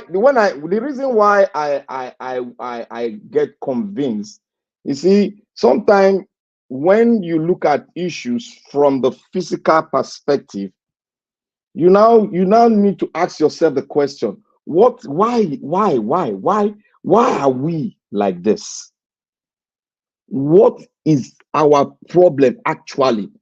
Are we really focusing on the root cause of the problem, or are we going around the surface? That's the question I used to ask myself. And there's one thing about asking yourself question. I learned that from my philosophy class. You will sleep over it because it came out of you. You sleep over it and you mutter on it, and before you know it, you start having some influx of things, and you jack up and you start investigating, and you get some solution, if not all. You see, the man that spoke, the Alhaji that spoke, the professor there that spoke, the professor is speaking because he is one of them. You see how he coined it? He coined it, making it look regional, making it look, oh, it's corruption, he's coining it. And when the Muslim ticket came, they coined it again. You see, anything they want, they come out to say is just to make themselves politically relevant. You now see why Martin Luther King said one thing. He said, if you want to bring down any status of democracy you have, one, if you bring down the press, you pull down the people, you have got. If you take one of these pillars down, you have gotten it. The people that want to bring, they've gotten it. The only survivor, the only person that can, the only foundation that can survive it is the people. If they come out, if they hear that voice, if they are convinced, and if they have in-depth information, the root cause of the problem of Nigeria, the question now comes, which I ask: are we one Nigeria? Do we love ourselves as a state? Why do we love evil? Why do we like to perpetrate evil to our fellow human being? Because I believe a lot of us, some of us come here and say, oh, this is not our problem. This is our problem. We have to do this. But we have to think things and stay on one trajectory. Because what I see here is the root cause of our problem We have not asked. We need to go and call our the generation that led to tell us the root cause of this problem, because this root cause of it's not corruption again. The way I'm seeing it, I'm coming from another dimension.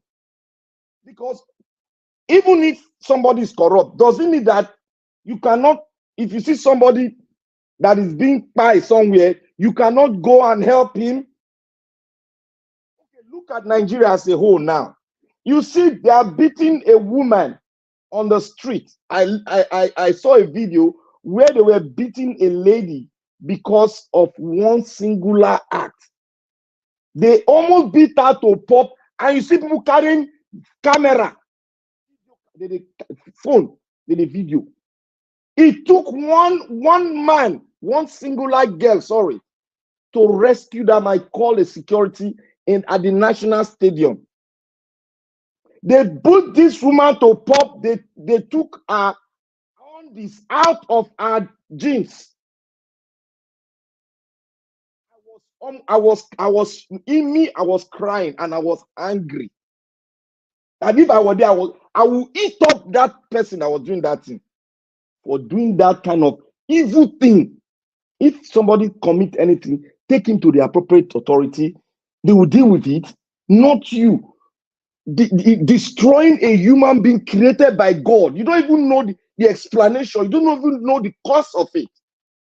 The way the country is now, we should ask ourselves, what is the root cause? Because when I see Nigeria Watch was saying something here, he said it is he said it is not corruption or something like that. It was, you were saying something holistically. The root cause of our problem is we have to dive into our history and know the root cause of our problem. Because the Senate, they've taken down, I was talking about the children Boko Haram they took down. And now they've taken down, this is the second time, if it's not the third time, that the military has done this. And nobody, our senators, are donating money for a birthday cause. Something like this happened. Your president is in somewhere that he doesn't need to go. Now, you see that man that spoke on the budget. My question is that anytime you give a budget, you got to come defend your budget. You got to tell us the economic of it. You got to tell us the economic terms you are using. You got to tell us how it is going to revamp the economy. We are not going to revamp the economy in such a way that it will affect the last man that is selling groundnut. You got to explain how that budget will affect that person. And you got to bring on the table the economic terms you are going to apply. You see, nobody does that in Nigeria. All they say, oh, they've changed the trajectory now. It is not our party, it is Agbado, an individual. They are separating the party from Agbado. That means now they are going time they want to go for election. They are changing the trajectory now. Everybody should watch out. They are separating the party from the individual that comes from the party with the same ideology, but he is saying he's not coming as a party man, but coming as Isaac to be your president. From an evil party, Isaac want to be your president. Will you vote that evil? Don't look at the party, look at me. That is the trajectory they are playing now, and they are going to continue playing it. We have to look at the root cause of our problem. That will make all of us talk with one voice. Because when we are diverting, going reprobe, because the problem we are having, it's not the corruption. It's not even all the things that is surrounding it. There is a root cause of our problem. Because if we are a nation, the national flag of the Federal Republic of Nigeria is supposed to be halfway down. Go and look at it. The flag is still flying up there because we are not yet a nation. That is the fact.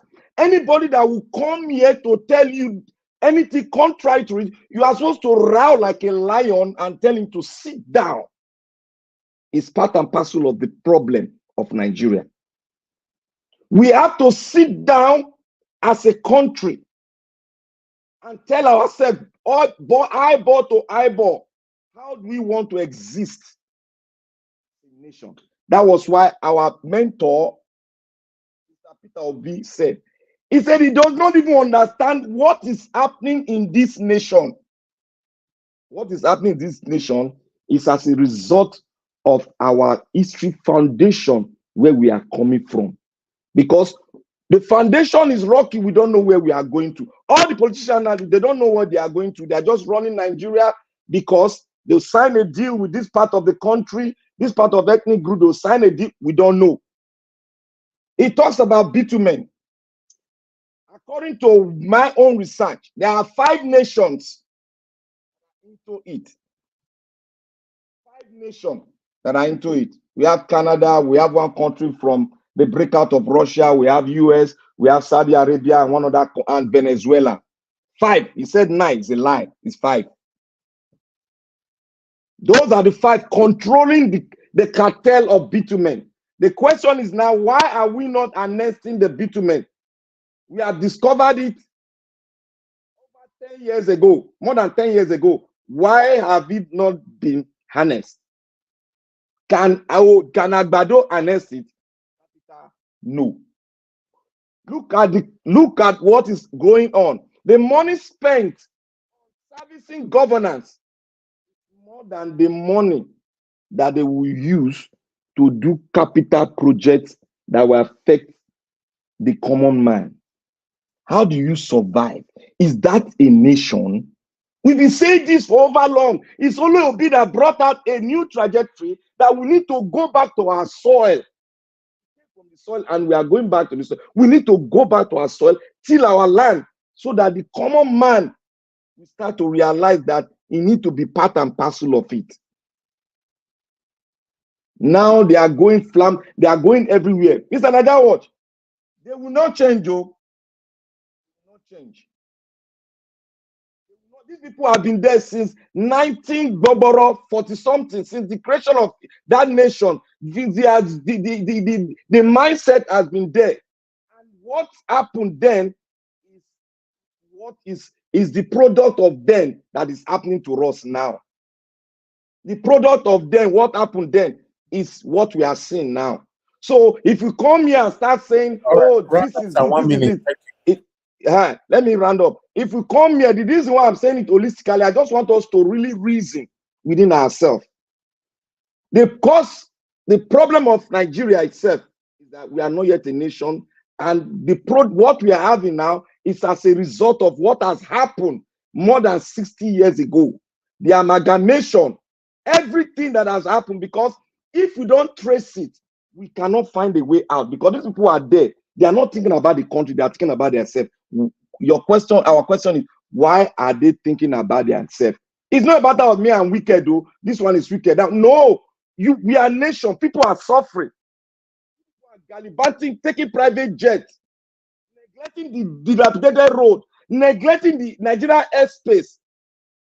So a military general came here that he cannot vote this thing that they fly up, what they call it, velodrome or whatever they call it. Angry now. They put it, you have to watch what the thing is doing on air, on camera, in your video. You watch it and know where to throw whatever bomb they want to throw. That thing is not a mistake. It was done knowingly. I rest my case. All right. Thank you, Black Panther. Thank you so much for your submission. Your audio is on and off, on and off. You know, before we come back to you again, please do something about it. You know, continuously your audio was on and off. But before I will move on, I would like to quickly appreciate Amazing Grace USA. Thank you very much for the super chat. May God bless you. Your text is this is just to say thank you, Mr. Najawash. I just wonder what it would take to get Nigeria really mad. Nigerians, I'm not sure. To me, I don't know. Thank you very much, madam. May God bless you. To me, everybody is expecting that, but I don't know when. Thank Thank you very much, Mr. Innocent, for calling in. Thank you. Good evening to you. Please talk to Yes, us. thank you very much, Mr. Niger. Thank you for everybody that is there that have been talking. Yesterday, I tried to call in, but I couldn't call in because I was really upset, okay, because of, what has been going on. Now, your platform has given us, has given a lot of people an eye-opener, okay? The reason that all of us now are talking about Nigeria, about what is going on in Nigeria, to the extent that we are now talking on your platform and other platform, is because P2B has made a lot of people to be aware of how politics is run in Nigeria. Prior to him, people do not go to vote. They said, "Oh, leave it. They cannot do. We cannot make any difference." But he has brought people out, and people now are talking about the judges, talking about everything that is going on. But besides that, talk has not done anything for us. I know people have been calling for people in Nigeria to rise up. What will make them rise? They have been suffering a lot. What will make them rise? People will say, "Oh, they are scared. They are not hungry enough," and all that. Now, yesterday, this lady, Olumide, I think if I remember her name very well. Yes, she made a big point about people who are saying we want a one Nigeria, we want a one Nigeria, we don't want Not a Nigeria lady, to he's a split. man. He's a man, not a lady. Okay, I'm sorry, please. Okay, he was saying that we are asking for one Nigeria, one Nigeria. Now, in this situation that everybody is aware now of what is going on, which people were like dormant, they don't even care about what was going on in Nigeria. Now, a lot of people know what is going on in Nigeria. Different people have different solutions. That solutions are multiple over everywhere. Each and every one have, what we do to get Nigeria where it is supposed to be. Now, according to this man, what he said was that for us to have a one Nigeria, we know that business as usual is not going to work. People should come together and decide which way do we want. How do we want this one Nigeria?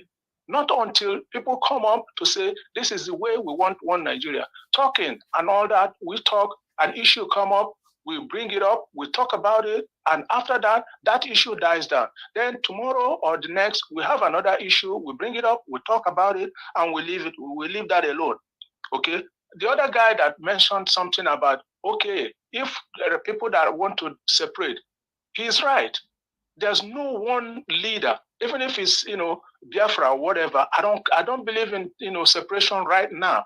But even if we're looking at separation, there's no one leader that can come up in any of these areas that are willing to separate, that you can say, okay, this is the one person that we will all coalesce behind. That's not going to happen. Okay, it's not going to happen. For me, Mr. Niger Watch, I know people will not say, people will be, will not agree with me. It is right time now, because people cannot come out. They are afraid. Whatever is putting them away from coming out to just merely protest, carry placards only. Nobody's asking them to start breaking things, burning tires and all that. But then I will feel that should happen now. People should begin to call the military to salvage them. It's only the military that can bring Nigeria to a new order. If they come in, that's when they can now decide what type of Nigeria or what leaders do we want. But not until that. All these things that we're talking about, people coming out, people are afraid to come out. We'll talk about it till 2027. And 2027, these people will still do the election and it will still go the same way. INEC is not going to be removed. They cannot be changed. The judges and all that cannot change. I think silently now, people should be crying to the military. It is not the military boys that. Okay, Mr. Innocent, you've talked about the people so many times. Which of the people you want to be crying to the military? Which of the people? People in Nigeria or people in abroad? Yes, people in Nigeria. But the people in Nigeria are not responding to anything. They are not responsive. You see, that's what I'm saying. That's what I'm saying. If they are maybe they're afraid to come out. That's what I'm saying. But one thing I want you to understand is that the best that this media can do is what we are doing now. Anything more than this, I will not engage on it. the best I can do now. The same thing Arise channels is doing. They talk there. Don't you watch them? I watch them. So have you ever seen any decision that Arise or channels have ever taken since they've been in existence? Have you seen it? Have you seen one? You see, my brother, Arise, they are worried about the same way, people are afraid to come out to do something. The same way Arise and all this media. Yeah, that's what I'm saying. So I don't like people calling in here that we talk, we go to bed, we talk. Yes, what we do here is talking. You that is listening can take action. We bring information to you. You that is listening, it's not up to you what you want to do. But the main job, the main purpose of this media is for us to bring information to you. We talk about it. That's the best I can do. That's the maximum I can do. Anything more than that, I'm not allowed. Yeah, my brother, I really agree with you. I really understand. I said this talk that we are talking, not you alone. Not you alone. I said this talk that we are talking is not going to take us to anywhere. So I want the Nigerian people now to cry to the military, cry, not to talk to them. Call them to come and salvage them. That's what I'm saying. That's what I'm saying. Everybody cannot do their part when it comes to that. I bring the information to you. We analyze it in a different way, how maybe Arise or channels cannot analyze it. Once we've done our own, anybody that want to take it from there, you cannot take it from there if you want, but the best that we can do here, my wonderful panelists or callers, call in, express yourself, your dissatisfaction, pour out your plight, let the world hear your voice. That's all we can do here. After all, that's what channels have been doing since Nigeria was created, or whoever, any medias in Nigeria. So nobody should call in here and say we talk. I don't really like that word. If you know that our talking, you don't like, you take action. You are Nigerian. You have the same right that same with us. So you take action. You are outside the media. You can we'll bring the information to you. If you call in right now, say, guys, make una not worry, by tomorrow, 12 p.m., and they go, I want to go remove Tinubu. Everybody will applaud you now. No. You see, don't get me, don't misunderstand what I'm saying, please. I'm not saying that we should call on your platform or on the media to call, people to call the military. People, Nigerians, that's what I'm saying. The people suffering should start crying, because they haven't started crying. They haven't started showing that they are suffering. That's what I'm saying. Let's wait for them when they will be suffering.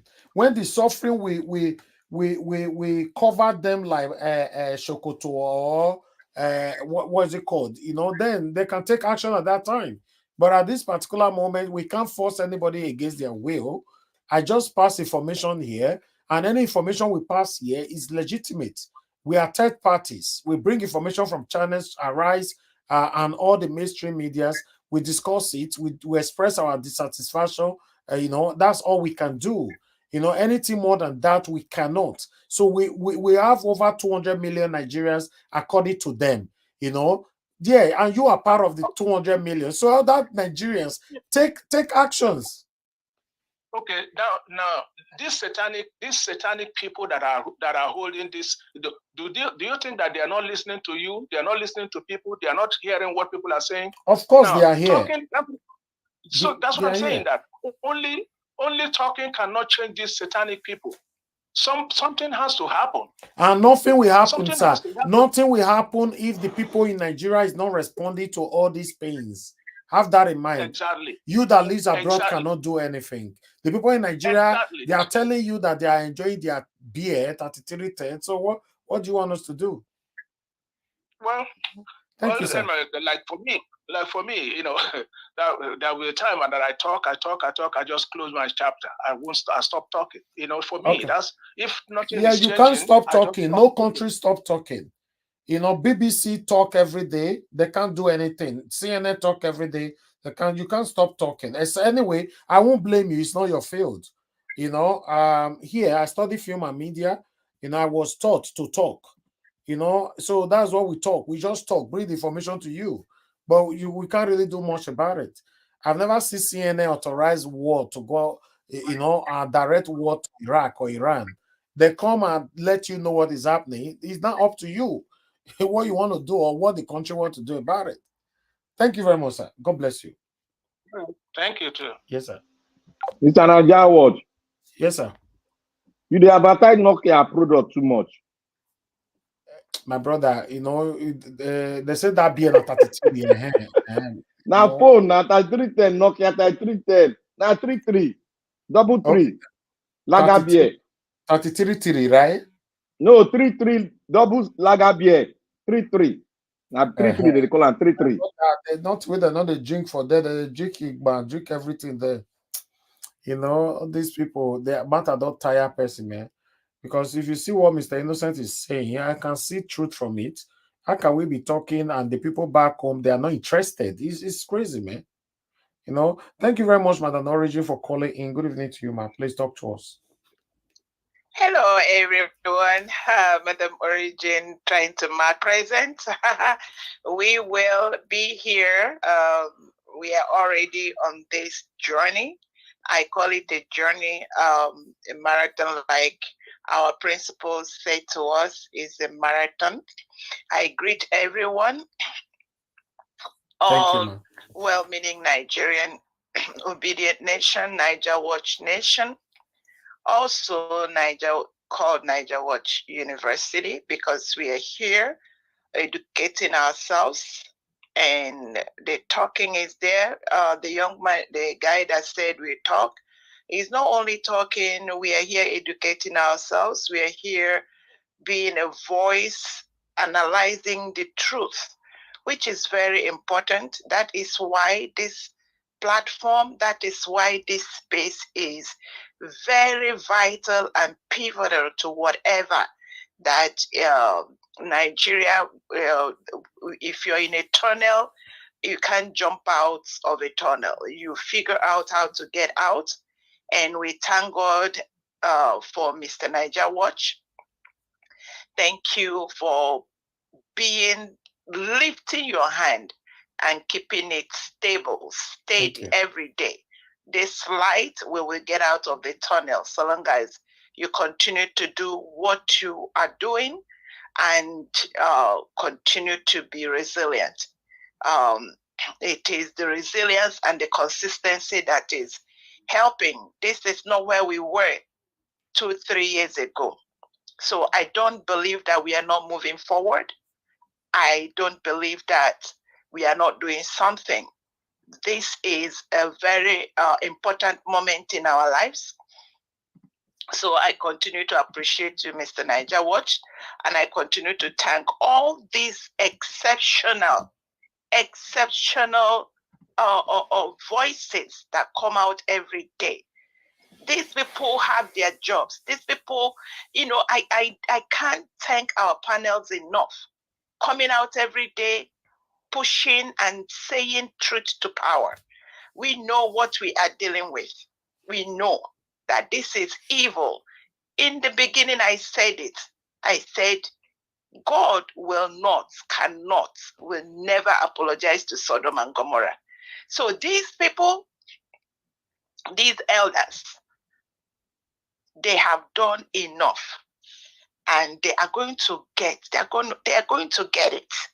I don't care what anybody is saying, but it is very obvious that their cups are full.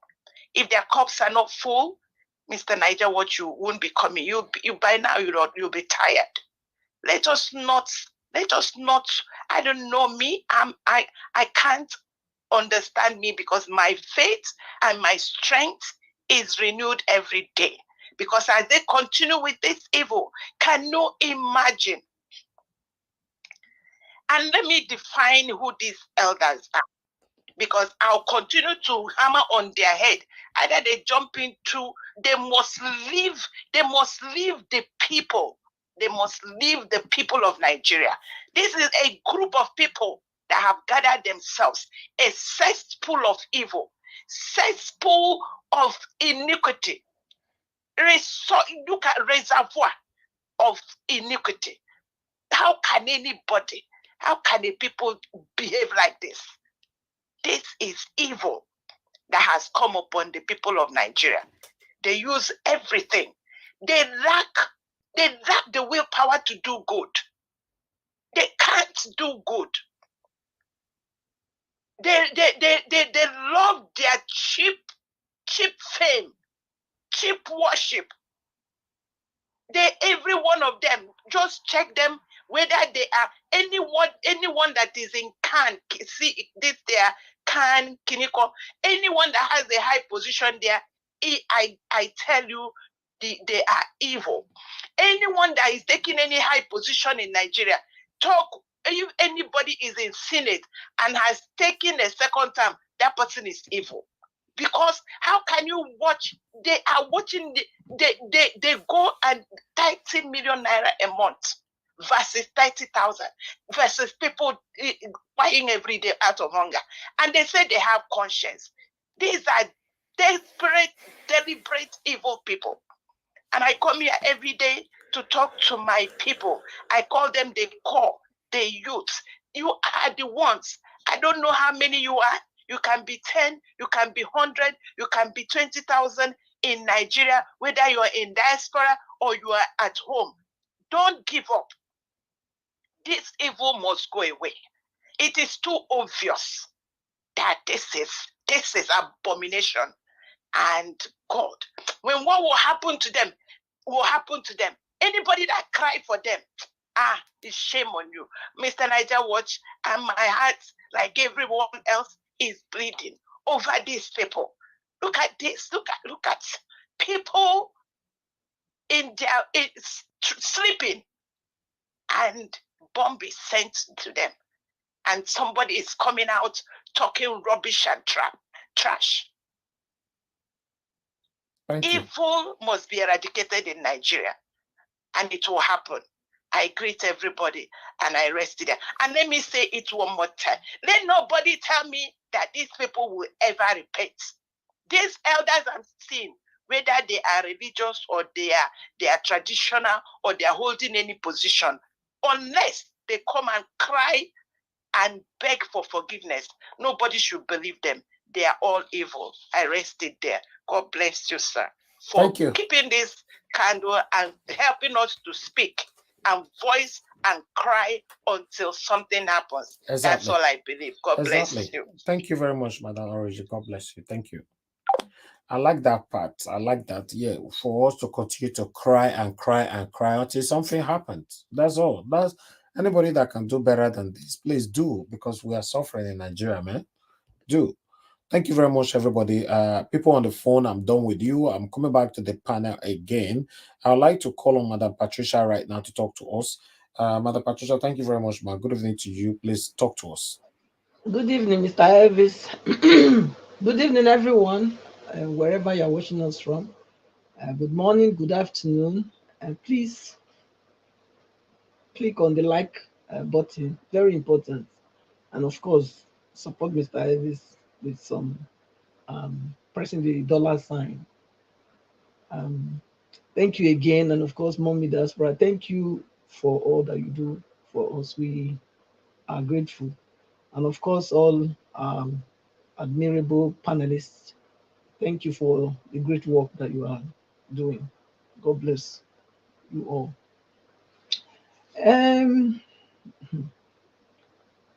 Nigeria, wahala, all the same, but we thank God we are still here speaking truth to power. As long as there is breath in our nostril, we will continue to speak. We will not be quiet. Because if you are hot, if you are hot, it's only you that is being hot that knows your pain. So you have to let people know that you are being hot. And in so doing, peradventure, their conscience will judge them. So the speaking will continue until we see that change that we also desire and we are craving for. I want to go with Mr. Is it Chooks? I want to go with his own. I want to agree with his submission which he gave of the so-called, is it Usman? Yeah, you know, what he was trying to drag in there with this very sad incident that happened in Kaduna. Um, my deep colored condolence to the Nigerians that have lost their life as a result of this carelessness, reckless carelessness, I will call it, because I don't see how a drone will release the bombs that they are carrying without somebody pressing the trigger. Drones don't just do things themselves now. Somebody has to be somewhere operating it, and that person has to have an overall view, a CC camera that follows it to see where it's going, what is under, and whatever. So it's really, really sad. But what is happening now is not strange, because this is a systematic hardening of the hearts that these wicked people have made Nigerians. Nigerians' hearts have been hardened. A country where you see corpse lying on the ground, corpse, people are walking by, people are passing, the drivers are avoiding it. Nobody is stopping to say, you know what? No, this is a human being. He can't be lying here, for God's sake. What do you expect? They say the evil that you see every day becomes your norm, become your backdrop, becomes your worldview. Because that's what it is. It doesn't matter. Somebody can fall now by, everybody will be running away. Nobody is going to help. Unlike when I was growing up. If something like that was happening, people would gather trying to help. But today, look at, that's what it is. They can't knock somebody down. People are just gathering, not that they want to help. They want to gather just to see what is happening and then maybe do video and go. They are not there to help the person. So this is a systematic hardening of the heart that these wicked people has also made Nigerians. It's a country where the strongest defeat the weakest. Whether you like it or not, that's what it is. It's dog eat dog. So it doesn't matter. They don't have that face value to anything. They don't even look at the fellow Nigerian as a human being that they should care for, unless it is maybe their very immediate person. But as long as that person is not their immediate person, it doesn't even matter whether it's the same tribe. Okay, because when somebody is having problem, you don't know whether it's your tribe or not. So they have to know the person. It's only when they know the person, that's when they can be moved to do something. They don't know the person, they will pass. That's the way the system has trained the people to be hardened. They don't care about people. They don't care. So the people don't care. Don't forget that the government came from the people. So the government didn't fall from sky. Okay? So what you are seeing, your leaders behave, the way they are behaving, is the character of the Nigerian spirit. It's the character. The people, the government, they didn't come from another planet. They are Nigerians. They are first Nigerians before they become leaders. So sometimes we say the leaders. What is the common Nigerians doing? How do a common Nigerian live in everyday life? How? Ask yourself that question. And you find out that your leaders that you are pointing your four fingers to, or whether one finger, your four is pointing back to you. Because Nigerians are the problem, not the leaders. We they tell ourselves the truth. Tell yourself the truth. If you tell yourself the truth, you will find solution quicker than pointing fingers at other people. The common Nigerians, the leaders, they are not behaving well. Is the Nigerians themselves behaving well? You ask yourself that question. So it's sad that this is where we have come to at this point. That this is what we are still talking about, having that genuine love for people is still lacking. I don't need to know you to do you good. You know, I don't need to know you personally to be caring. You know, just the fact that you are a human being should move me enough when you are in difficulties to try and help you. But that is not what it is in Nigeria, because okay, some people have tried to help and they have become victims. I understand, but that does not mean that because some people have tried to help, they become victims. Then everybody now will now back off and don't help. You know, so the thing is, people need to look into their heart, their conscience. How do we live our lives every day as Nigerians? How? Because it's very quick to point on the leaders that they don't have feelings, they don't do this, they don't do that. But you and me that are talking, do we have feelings in that regard? If you are put in that position, is it not the same character of a Nigerian that you would display there? Because the leaders that are there, they didn't fall from sky. They are Nigerians. So I think Nigerians in general need to start looking inward into themselves. The change Nigerians desire for their leaders will come from the Nigerians themselves. Because the leaders, they are Nigerians. They are first Nigerians before they are leaders.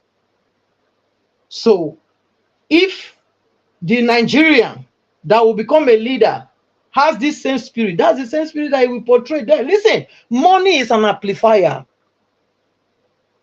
Money an amplifier na it be. Okay, it's just amplify your character. When you don't have money, you can be humble. Okay, you can be humble. But once you have money, if you are pretending to be humble, your character, your true person will come out. Money in the hand of an evil person will do evil. It's like that. All right, So thank you. this one with the call leaders, this. Nigerians, you have to check yourself first. Check yourself. And then, of course, the man that was, we shouldn't bring religion into this, shouldn't bring tribalism into it. It's sad, it's sad. This is not supposed to happen. Our military, they are not, I mean, this is, no, it's not good enough. The excuse, and they cannot just come out and say they are making an excuse. Head should be rolling. They should resign. All the people that did that evil, they should all resign.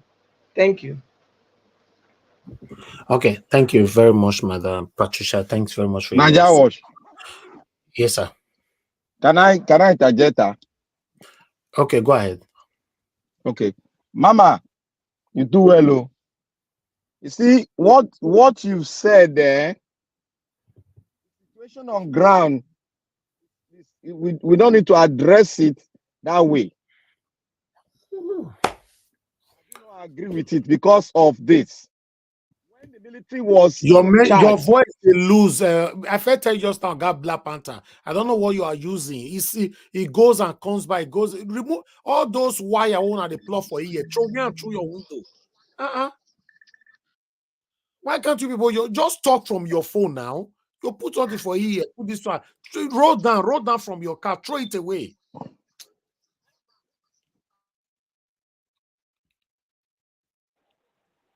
Are you there now? Are you done addressing him so that I can come in? Black Panther, are you there? Can you hear me now? We are still managing. Go ahead. If you don't sink again, you don't throw where? I don't throw. Oh yeah, go ahead. If you don't say don't throw where. You didn't hear me now. Look at you hear me now. You see, this when Mama they talk now. Now somebody talk during the military regime, but the Nigerian people prove that matter wrong, that statement wrong, because when the government oppress the people, only require one man to rise up, so that others can follow. So the Nigerian people are being oppressed. They've been covered, just like when they cover somebody inside cup and you talk and say that him produce the government. The reflection of the government you are seeing is not the total reflection of the Nigerian people. It is not the total reflection of Nigerian people. You know that because Nigeria have gone through hell before under the military regime, and we came out. It was slow, but we still came out. Thank you, man.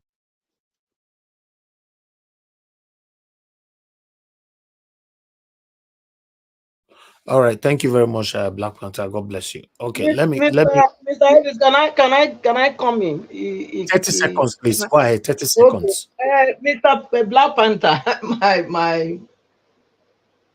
my son, I want to let you know something. Say, you see, people, like I said before, yeah, the people don't, the leaders came from the people. I still insist on that. They came from the people. And their wickedness is only amplified because they now have money and they now have power. That's the problem. Look at the people you elected, the LP people. Were they not supposed to be doing good? I'm asking. If they are different, were they not supposed to be defending the poor? What are they doing now? Is it not the same character of the Nigerian that we are fighting against now? Is that not what they are portraying now? So what are we talking about? Let's leave it like that. Thank you. Thank you, Madam Patricia. Thank you so much. I would like to quickly say this. I understand where some people are coming from on the comment section, the previous response from people, over the reactions from what was his name again? This man, Usman Yusuf.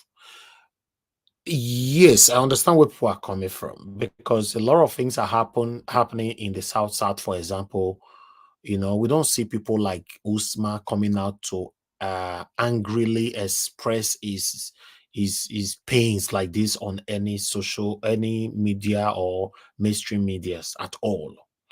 Which is, I understand. I really do. But my own stand is people died. I believe we should be focusing even more on the people that just lost their lives rather than the person that is passing the message. I don't know if that makes sense. That is my stand. Thank you very much, everybody. So let me call on the next person to speak to us. Okay, you are ready now. Give us a mandate. Okay, that's fine. After give us a mandate, Mr. Elvis, I beg, let me go first, I beg, because I'll soon be going for school runs. Hey, Joe, you don't.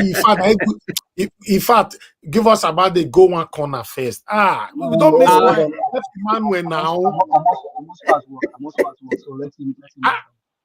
We don't miss F. Emmanuel for like my brother, no vex. I go small 1 week vacation, Jare. Give us a mandate. He's aware about it. He knows. Thank you so much. So now two come today. Even Engineer Francis, still join us today. Wow. Okay. Brother, I go cool off my head. So many things within this head. Not true. Now only me remember I need to go cool my head soon. By God's grace. My brother, you need that. Talk to us, sir. Where you they go? You know the tire. Me. See this one. After you go spend for Dubai, you want the dollar for your hand though. I beg, give me small. You don't know how long I don't take day here. I beg, leave me. Don't be me and you day here. We don't go anywhere. That year. Don't worry. Okay, F. talk to us, sir. All right. Once again, good afternoon, everyone in the panel. I greet each and every one of you. It's a privilege to be here again. I've missed this panel for a while, at least for a week plus. Thank God we are here again. Mr. Evic, sincerely. Anyway, my brother, Mr. Give us a mandate. Thank you for allowing me to speak. I know you are here before me. Joe. All right, Mr. Evic, I'm pained in my heart. Why am I pained? Because personally, I grew up in Kaduna.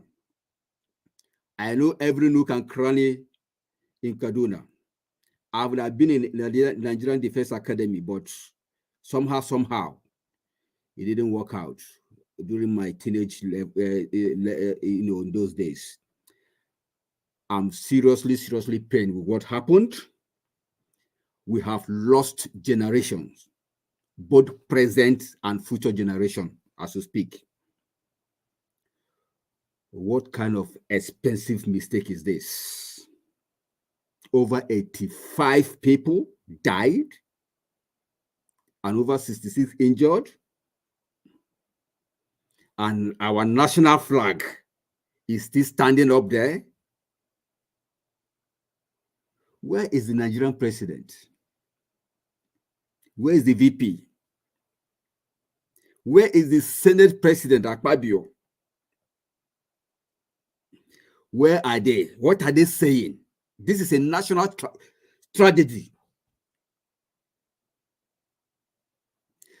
The military officers that perpetrated this error, let me use that word, have they resigned?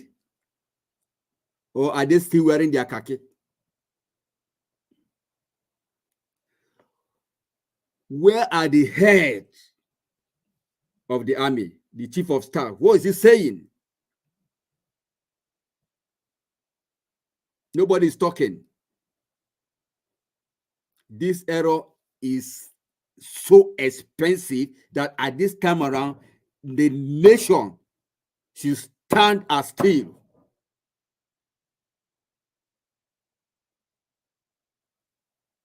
Not one single life. Over 85. The figure they gave us is just what we know. It's more than that.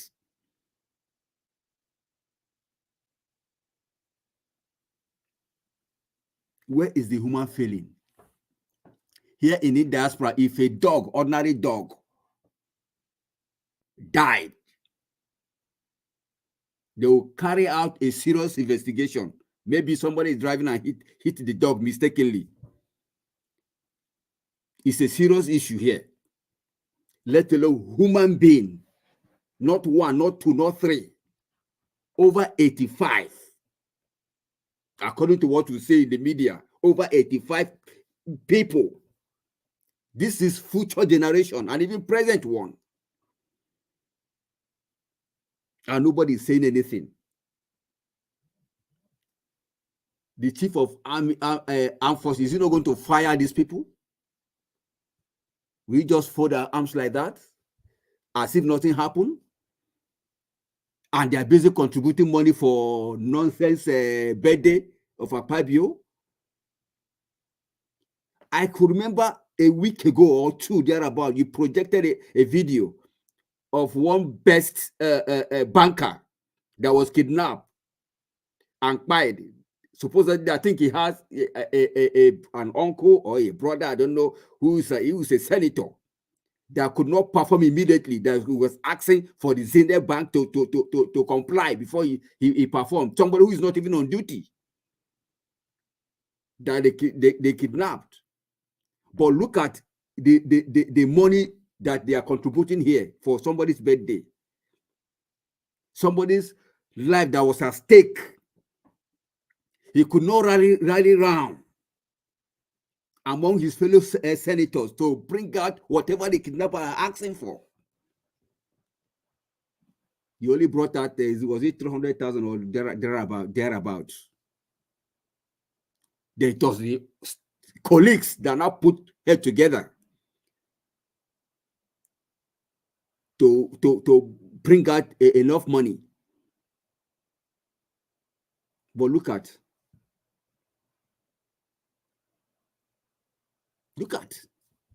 the guy eventually died.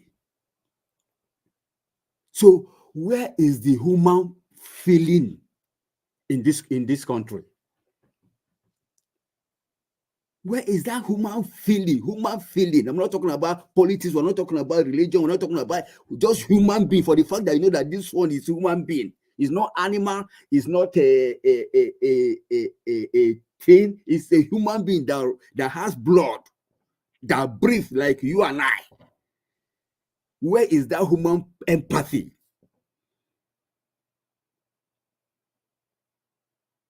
Nothing.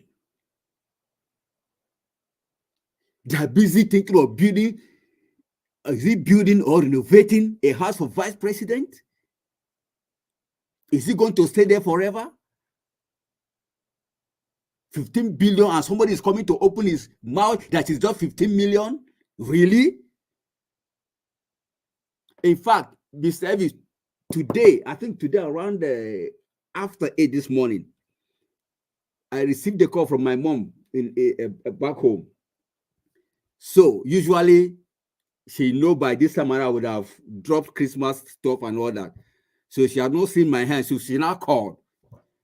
So we started this thing that one bag of rice. She was telling me today that what they do now, you see 3 families, 3 women will gather together and buy one bag of rice and share among themselves. Can you imagine? One bag of rice. That's what 3 women will buy and share. She was just telling me. This is something that a family will have 2, 3, 4, 5 bags of rice at home, usually. What a shame. The value of our currency is gone. We don't even know when one naira will even have value again in this life. We don't even know. See the jet, the plane they want to sell. They are even talking about paying with dollar. What is happening with our country, for crying loud? Even your own item you want to sell in-house, you're still asking for foreign currency. So whoever that is bidding will bid with foreign currency instead of your own naira. Kai, who has bewitched Nigeria? With all the people that we thought that they are well read, well exposed. It's like their exposure and their education is not making sense anymore. They are not even adding common sense. Every day you hear one sad news or the other. Nothing good. I saw a video of these people that are affected about these bomb blasts. In the hospital, people are lying on the floor. See how dilapidated that hospital is, and yet you're so weak and want to renovate vice president with 15 billion. What a misplaced priority.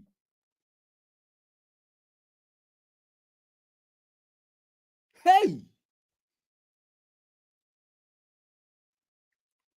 No wonder Nnamdi Kanu said this is a zoo, and it's only a zoo that I can see this kind of a thing.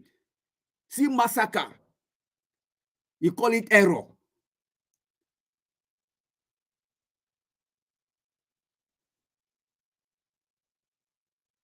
Really, Donald Trump was right.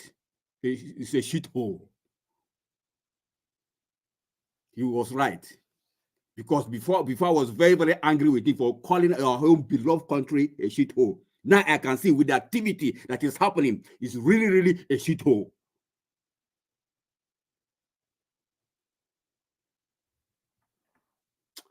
My brother, at the verse, Dati Ahmed has said it. Nigerians, you can take back your country anytime. And you have all the indication around you to take back your country.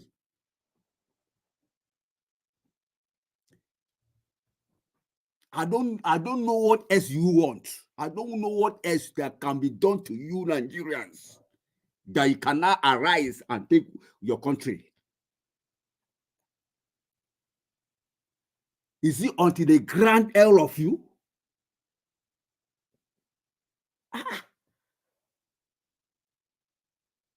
Mandate, they have stolen. Currency, they have hijacked.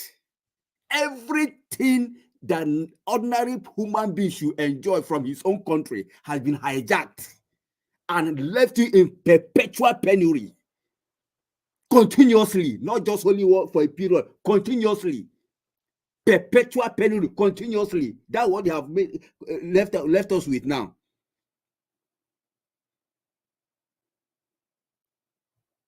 Mr. Elvis, are they vex? Are they vex?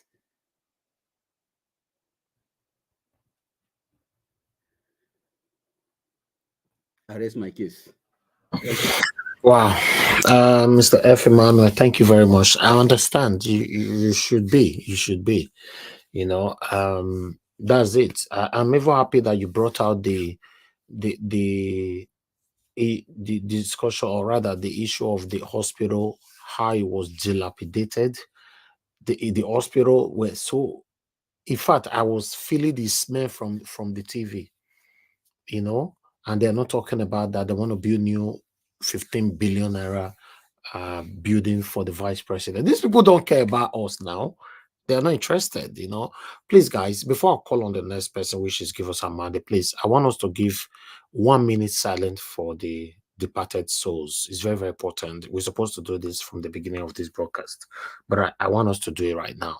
You know, let's give them this respect. It's very, very important. You know, with just 1 minute, and please, nobody should unmute yourself during this 1 minute. You know, not to let me put the time on the screen so that we'll take it from here. Thank you very much, my people, for your understanding. 1 minute, both on the comment section, no comment, nothing at all. Just let's give them 1 minute silent. Thank you.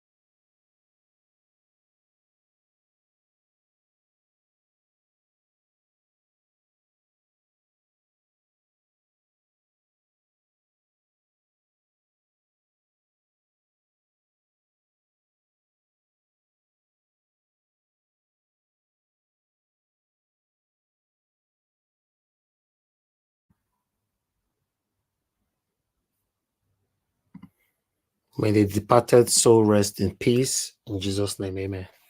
Thank you very much, my people, for your understanding. I appreciate every one of you for joining us to do this. All right, let me move on now to call on the next person, which is give us a mandate. Give us a mandate. Please talk to us. Good evening to you. Good evening to you. Hopefully, you can hear me clearly. Greetings to the Yes. panelists and then to Nigerians all over the world. Thank you very much for all that's been done on the channel here. Hopefully, if you are reading mind, you will be making money as a mind reader or palm reader. But that's be a story for another day. Well, Nigerians, whether you believe it or not, these guys will still do more. More lives will still be lost, and there will not be any accountability for it. I am not a prophet of doom, but the one that happened in Kaduna now, maybe the 8th one or the 9th one that has happened. You know, one thing about Nigeria is things happen and people quickly just move on, waiting for the next one to happen. Ever since the inception of containers falling, maybe in Lagos, Benin or a road, or Lagos Badagry Express Road, have you seen anybody held responsible or held accountable for the negligence? No. The very first one that happened about the airstrike should not even have happened in the first place. But the first one happened, nobody was held responsible. The second one happened, nobody was held responsible. The third one now is about the 8th or the 9th one happening. More is still going to happen. More is still going to happen. Why? Because the government that does not fear his own people can do anything to the people. Yet again, the government that does not fear his own people can do anything to the people. The government that does not fear his own people can do anything to his own people. And people that allow anything, then everything will happen to them. But more so, for everyone that said Maybe this guy is ordained by God. Maybe truly. And that's why all of this nonsense is happening. Maybe that's what God destined for Nigeria. Maybe that's the plan of God for Nigeria, that people, even towards Christmas, should just sit in their houses, and then their own military arm of the government just dropping bombs on them. Maybe that's the plan of God for the country. But you know, one thing is, you follow speed that evil, watch and see the evil happen to you and your generation very soon. Because this is the height of wickedness against humanity. This is the height of irresponsibility of the government. But they are being enhanced. They are being panned on the back by either pastors, imams, chiefs, and monarch, and everybody cheering them and say, carry on, bro. You're doing a good job. In as much as they get their own quotes from the government, either by crook or by crooked. And so, Nigerians, the ball is in your own court to determine or decide how you want to go. Because the more you look under this government and the past one, the less you see. In the first place, who was in charge of the air drone? Who was behind the scene? Bomb don't just drop on their own. Somebody press a trigger. Has that person been questioned? No. Was the army remorseful? No. They just came out to give a statement because they know that statement is a common thing in Nigeria. They give statement and everybody just move on. The people went to work today? Yes. Will they still go to work tomorrow? Yes. Will it happen again tomorrow or next tomorrow? Yes. Why? Because the society does not stand for something and they can fall for anything. So Nigerians, I don't care about what we say on the channels or platform all over the places. I'm worried about your action and your inaction. Because by now, the country should have been held hostage. But it's like we've taken our words for actions and then our actions for docility. If only you will arise and understand that more is still going to happen. And the next one that may happen, hey, we may all say, God forbid, maybe it can easily affect you directly. And that's why you need to stand up and fight for your own rights. Has it occurred to you that even these guys being paid 300 million naira, senators and the likes of them as salaries, all of those money being paid to them are from borrowed money. The country is living on a borrowed resources, on a borrowed money. And so when we talk about hospitals and the likes of them, nothing is going to work because the monies were borrowed to be stolen by these people. And so that's why Nigerians, your actions are needed. Your action is needed individually to fight against these people and take your country back. Christmas is on the way. Don't be surprised. The next one that may happen. They said it is something people died. No, there are over 120, if not close to 200 that died in that because there was an eyewitness. The guy said he went to his own farm and he didn't see his own farmers. And he was asking what happened. They said this happened. He said the first bomb dropped and the second bomb dropped. Okay, imagine the first one was error. So the error happened again and the second one dropped. No, these guys, they know what they are doing. But also, you must also ask yourself, what is their intention? They said maybe bandits living among the people. No, you also want to check, is there natural resources in that location? Is China asking for something? and they are out at this. Oh, maybe there's a gold in that land. Okay, we cannot ask these people to leave. What we can do to them is either buy them, and then by tomorrow they put something there and then begin to dig the natural resources. Nigerians, so many things, so many puzzles for us to unravel. But as we unravel all of these things, your actions are needed. Enough of all of this. Enough of this evil against humanity. The army can be sued in ICPC court for this negligence, because this is not the first time. But will Nigerians even take action to do all that? No. And the man coming out, Usman, hey sir, you were involved. You know what happened before the election. You even spoke on TVs. You spoke on national media houses. Now I think your notion or your insinuation about Muslim ticket is that because it's a Muslim ticket, it should not even happen to the Muslims at all. If it must happen, it happened to other people.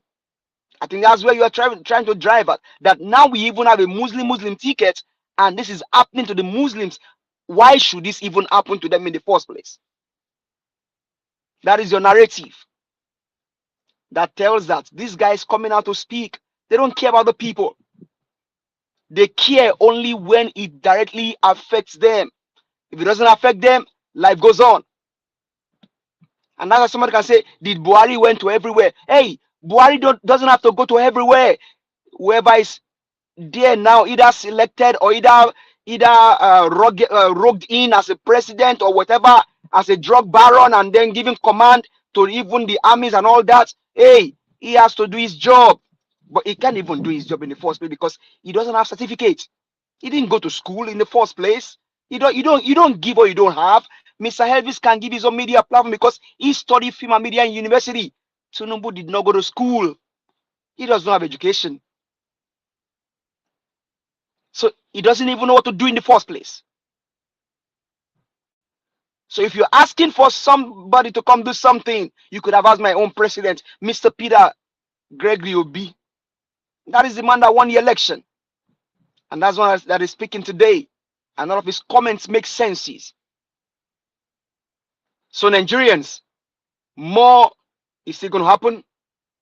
But I worry about your inactions because by now, before they even call the armies, something should have triggered by now. If not that Supreme Court did not give a judgment first, that should trigger something. Then two, knowing that this guy in Aso Rock is a criminal drug baron, confirmed. Is a certificate forger, confirmed. Double citizenship, confirmed. Identity theft, confirmed. All of these things are there in your eyes that should trigger you in the first place. So I care about your inactions, Nigerians. I care about your inactions. Maybe tomorrow you will arise and take your country back. And if we're talking about lowering the flag to have mass, who is going to do it? No, he doesn't know what to do because he is not a legitimate president in the first place, people. So Nigerians, we speak every day because we still have the breath in us. And because we still care for the nation. But also, we must take action. And these guys in the M's affair, they don't represent us, even though they come out from among us. Because we have values, we have culture, we have heritages, we have principles. And that's what my own president, Mr. Peter Gregory, showed, and is still showing. He served as a governor for 8 years without looting or stealing from the government purse. These ones, they are bastards. They are satanic, they are evil. They don't care about you and I. They only care for themselves and their families. So Nigerians, we can stop this. We have to stop it because generations are being fight every day, and it must stop. So let's arise and do the needful. The needful must be done. Thank you. I yield the mic. Thank you very much. Thank you, Give Us Amanda. Thanks for your submission. Please, the word bastard is not allowed. Please, next time, please don't use those words. You know, like I've always said before, if no matter the emotions that we have right now, what is happening in Nigeria, we still need to follow the rules. YouTube have rules, and this platform also have rules. The word bastard is totally out of it. You can't use that on any leaders in Nigeria. I'm so sorry. Please, let's follow that. Thank you very much, everybody, right there. Please help us to Okay, press on the like. sorry about that. Sorry about that. I don't know that that's part of the word, but sorry about that. I take that back. But I may probably say it in maybe I should have used my own language, but sorry about that. Maybe say it in Exactly. English. Yeah, sorry about that. Don't if you I was when so listen. Yoruba will call it Omali, but maybe I should have just said Omali, but sorry about that. exactly. Anyway, nevertheless, thank you very much. Appreciate you. We have Riff. Riff, you're on the comment section. Please open your camera. Let me see who is behind the name Riff, RITH. You know, open your camera. Or come on the private chat. Tell me who you are, why you're here. Thank you.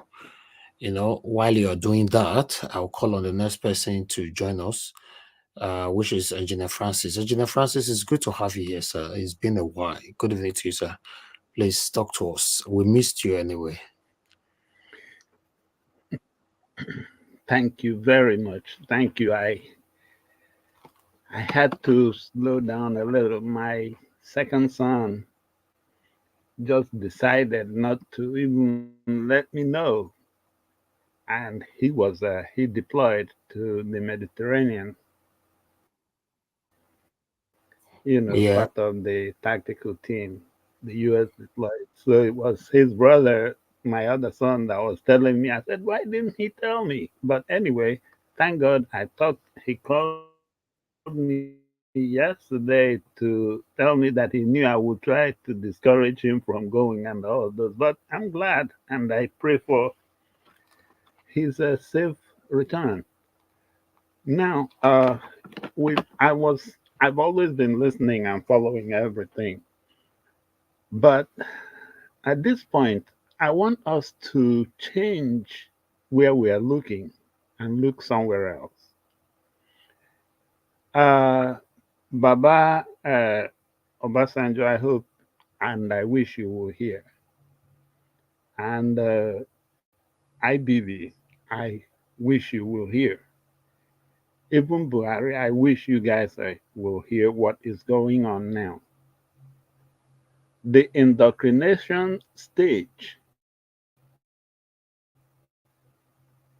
when all these courts were ruling for the APC in the recent gubernatorial and all those things, I was like looking.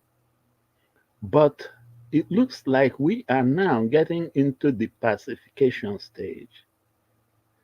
And you guys know that when you get to that pacifying phase, that's when mass elimination and all those things start. This thing in Kaduna is not an error. If it was an error, he as a president, being wherever he is supposed to jump in the next flight coming back home, because that's our lives of his constituents. So I'm quite sure I'm not going to even get into the micros of that. But these have past presidents have mentioned. I hope you guys are hearing it, because right now we are now at that pacification phase. And that is where the mass elimination starts. And you have just seen it in Kaduna. We don't know where we'll be next. He has also gone into the isolation stage where he uses the DSS to pick on people that he wants to pick. And of course, the court is thinking that they are relevant, but they are relevant just now for as long as they are useful, because it will get to the stage where they will be eliminated also. What is the next phase left? Well, you guys know exactly where I'm going. that particular specific elimination, individual elimination phase. That's when he will find a reason to come for you, Baba Obasanjo.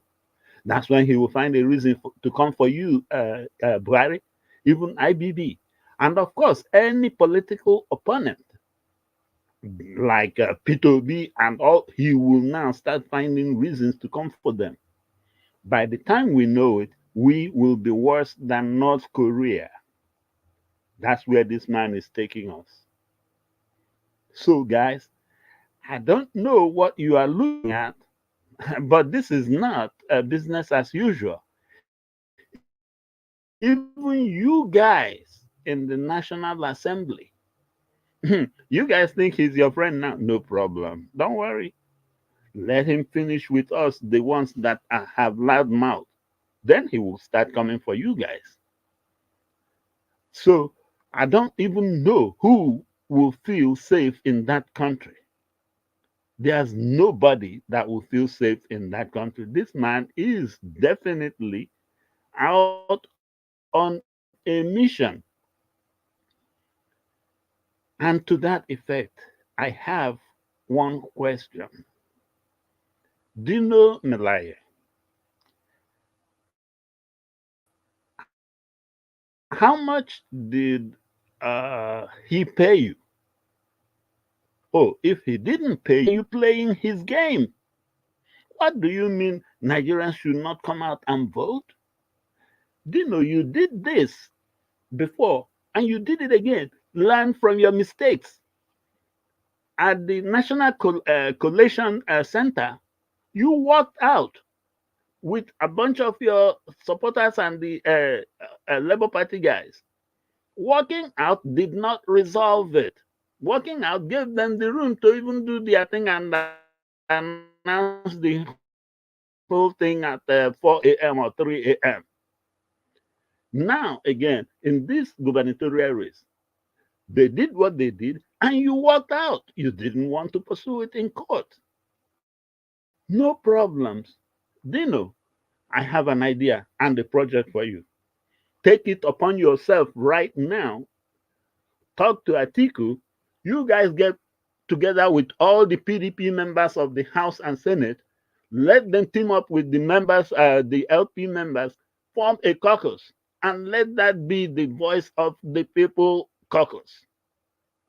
You guys can start something because I still don't understand how Nigerian Congress will be sitting, even talking about anything, even drinking ice water, when, well, I guess you will say miscalculation caused the Nigerian military to buy our brothers and sisters in Kaduna. And here they are all laughing and looking at things. The country as a whole should be mourning. But of course, that is exactly the way Tinubu is going, because he wants to start pacifying us. Even that Kaduna thing, I think, is an indirect signal to all of us to know that, hey, if you guys are talking about gathering, if you gather anywhere, we will buy all of you guys from the air. So he is definitely doing real good in that pacifying the country. Very soon, in fact, you guys will notice it, and I don't want any of you guys to cry when he gets into the elimination, individual elimination stage, where you guys will go to sleep and in the morning, nobody will see you again. You will be missing. He's using the DSS effectively to do these things. So, Baba Obasanjo, I beg, you guys must still have some fingers on some of those military people there. Please get them to do the right thing for Nigeria right now. This man is going a very dangerous road. He will start coming for everyone one by one. And at that point, this one that you guys are saying that Nigerians are silent, they will be seriously silent. because anybody that says anything, the next morning he will be missing. He is using the court to make it look, but he's getting to the stage where he no longer needs the courts. So even you guys, the justices in the Supreme Court, forget it. You guys are all digging your graves too. So as far as I'm concerned, Dino, talk to your former colleagues in the Senate.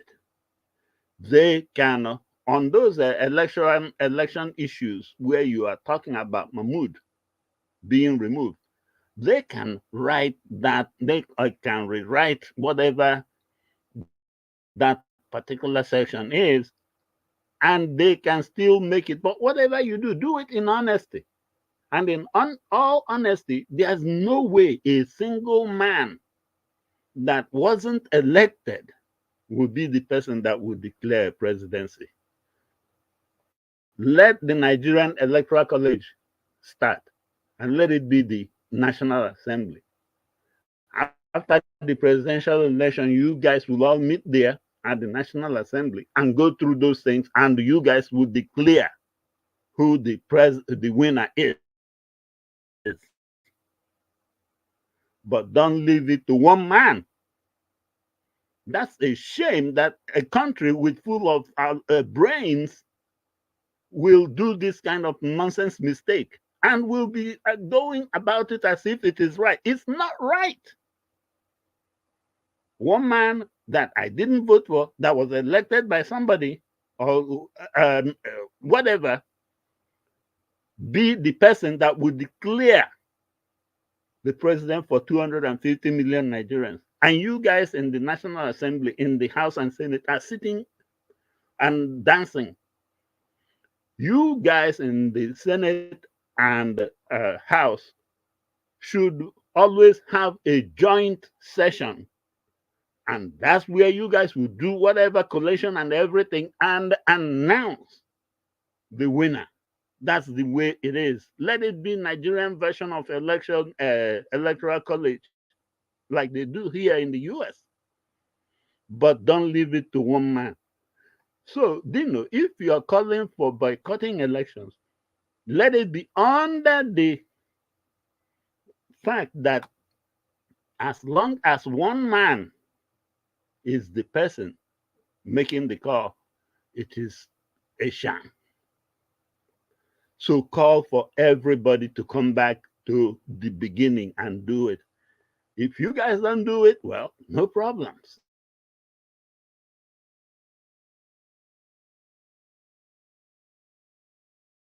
All I'm praying is safe Mediterranean. But for you guys, thank you. Watch out. Just look at where he's going, because he has stages of dictatorship. In fact, even study Kim Jong-un and his brother. What?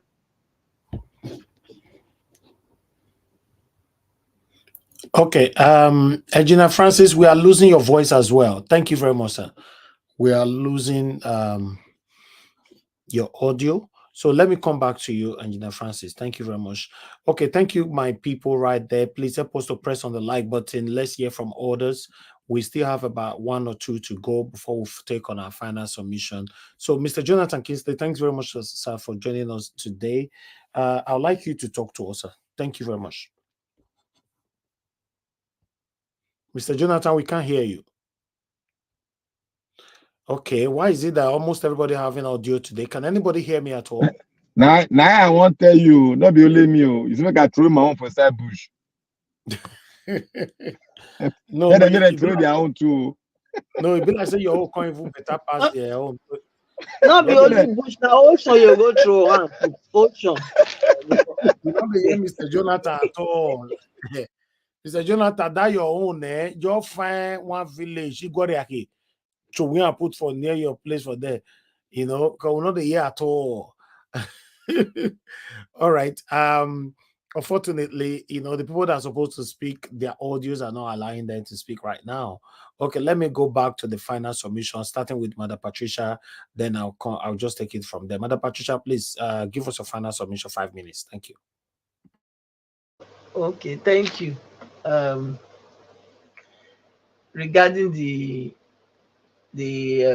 what's it called, AKPABIO celebration, like I said before, these people, they don't have any face value to whatever they are doing, because the way the country, just the news of these people, these innocent people that were massacred by the so-called people that were supposed to be saving lives and properties, Nigeria Army.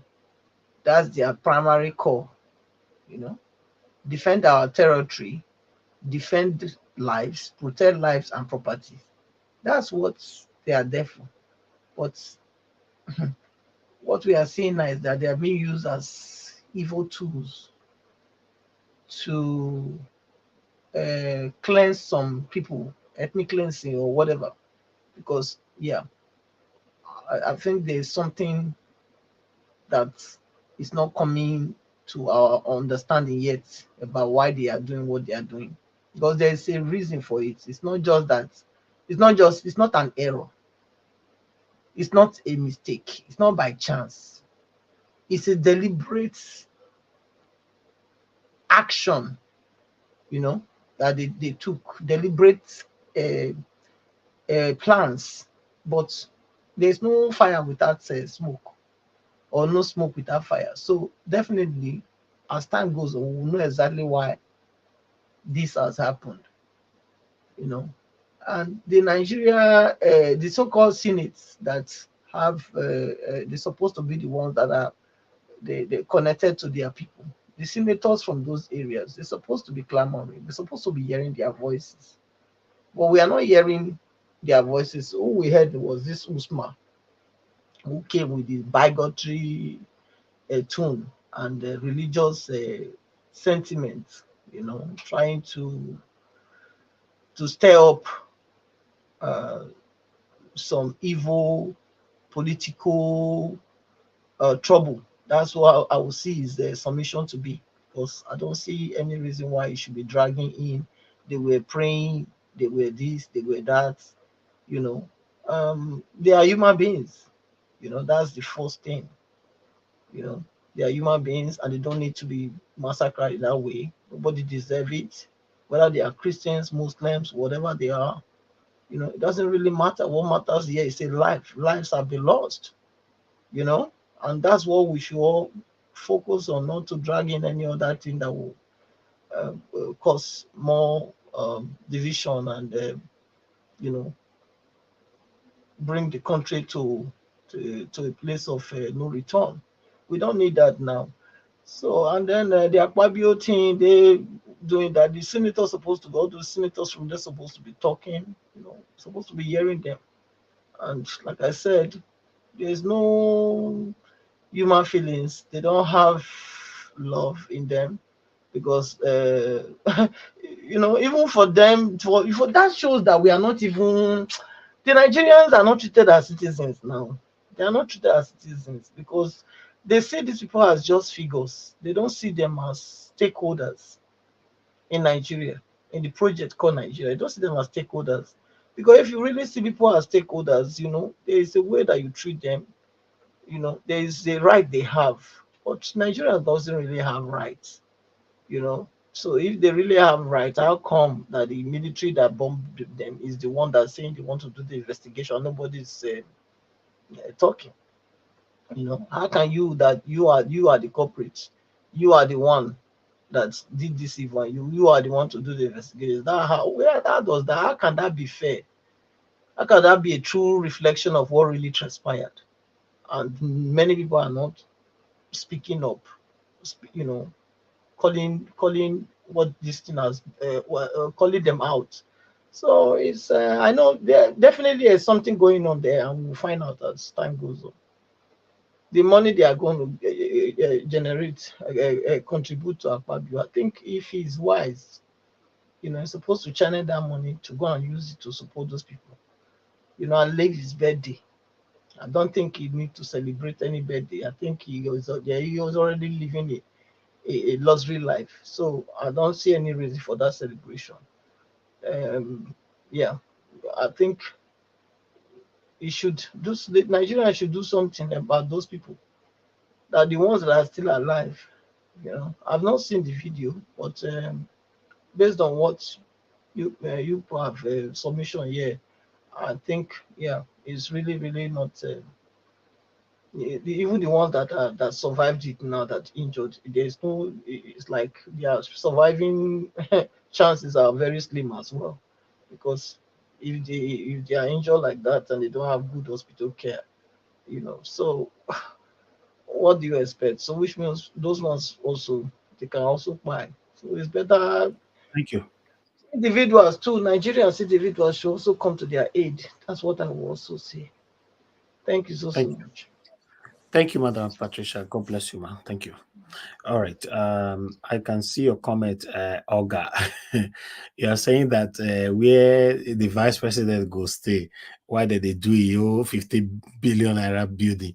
Maybe you go stay for, you know, I don't know whether like that building, that hotel that you go stay, but nevertheless, let me call on the next person. Now tell the vice president day.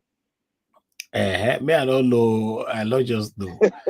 These people are not tired. Nigeria politicians, they don't go ever change. Go stay. All right. Oga F. Emmanuel, thank you very much for your patience with us. I would like you to talk to us. 5 minutes, final submission. Oh, Mr. Shooks really there. After you, I'll come to Mr. Shooks. Okay, looks like you're not available now. That's fine. Mr. Shooks Obiboze, thank you very much for your patience. Please give us a final submission. Yeah, thank you once again, Mr. Elvis. You know, I just want to thank you for remembering to, you know, give 1 minute silence to these people. At least they know that the citizens are behind them. You know, it's terrible. You know, just like every other speakers have emphasized. You know, if this happened in a clean country, the what is it called, the flag will go half or not even fly at all, because this is, you know, your own government, you know, doing this kind of a thing to you. But because we are Nigerians, we are used to, I will keep emphasizing this here. We are used to the situation, and that's so it happen. That's so it be. That's so with the CM. That's what we are witnessing. Nothing more. Because if we are in a culture where if this kind of a thing happens, then somebody is gonna say something. You know, people is gonna challenge. People is gonna ask questions. Yes. But because we are not used to that, you know, like Mr. Elvis, you always say, after 1 day, 2 days, that is it. End of story. Including Yusuf, Professor Yusuf, that is, you know, raising voice. After 2 days, you won't hear him talk about this anymore. That is how it is. That is in Nigeria we have found ourselves, and that's why I will keep saying this until somebody's problem becomes your own problem. We are not gonna get out of this quagmire. It is as simple as ABCD. We're not gonna get away from it. Because when it happened in Kaduna now, everybody will shout, oh, it's Kaduna, it's their problem. Let them sort themselves out.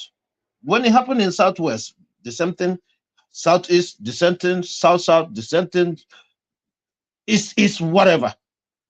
It is exactly the same thing. And the tune we use in saying it tells you and I that there is nothing like one Nigeria in our hearts. Because if there is anything one Nigeria in our hearts, we shouldn't be talking. And when we talk, we try to make it unique to our people. That's exactly what it is. Each and every one of us, not just Yusuf, not just me, not just anybody. Everybody does that, and that's why we will continue. We will continue to go the way we are going now. It's unfortunate. It's quite unfortunate. I pray for the source of all this people that are brought down by our government. I pray that their soul rest in peace, and Nigerians, let us start, listening to the oppositions, take what they say on board, do the right thing to free this country. Because you see what they said about Peter Big, saying about their wastages. They turn it into campaign. So that tells you and I, Mr. Peter B has said, I'm going to remain opposition. And what does that mean? He will continue to point where they do good and point out where they do bad. That's what opposition. He's not going to go and force them to change any decision. The only people that have the power to do so is you and I. And if we fail to do so, let us not blame any other person but ourselves. It's as simple as ABCD. We are not ready. We are not ready. Until we are ready, we go and take back the country. And don't hope for any kind of change if we are not ready. There's no change that is going to come to you because nobody is going to give it to you a la carte, according to the criminals. Thank you, Mr. Elvis. All right. Augustus, may God bless you, sir. Thank you. Mr. Elvis, can you hear me now? Okay, Mr. Jonathan, please okay. Sorry about you are giving your final submission as well. Give everything together. Yeah, okay. Thank you. Thank you very much. Actually, I won't have really, I'll just spend the normal time because I believe it was on Monday. First of all, thanks to all the panelists, everyone that have spoken, and all those ones that are listening as well. I really appreciate everyone. I know that it was on Monday. Baba J. Good day, sir. How you doing, my brother? Yeah. So it was on Monday. I know it was later in the broadcast. You brought this out. You are ahead of even the mainstream media in Nigeria on this. When it was actually when the print media brought it out, you follow it up immediately, and you brought it out on Monday. And some of us spoke on it, and there is nothing much for me to say than what I said on Monday. It will just be an addendum to it. I said Nigeria is not a normal country. When you posted that, when you broke the news here on Monday, Nigeria is not a normal country, and don't let us pretend. We can pretend all we like, anyways, but we're just deceiving ourselves. Nigeria is not a country, and even if it is a country, it's not a normal country. It's an abnormal.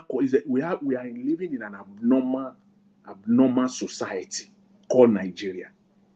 I said that in a normal country, the president himself, the commander-in-chief, who call himself the selected commander-in-chief that we have right now, in a normal country, if we have any at all, he himself will have called for the resignation of the Minister of Defense.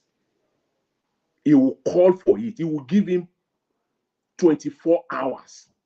If he doesn't see his resignation letter on his desk, he is going to formally fire him alongside the chief of defense staff. That's what in this situation, that's what in a normal country.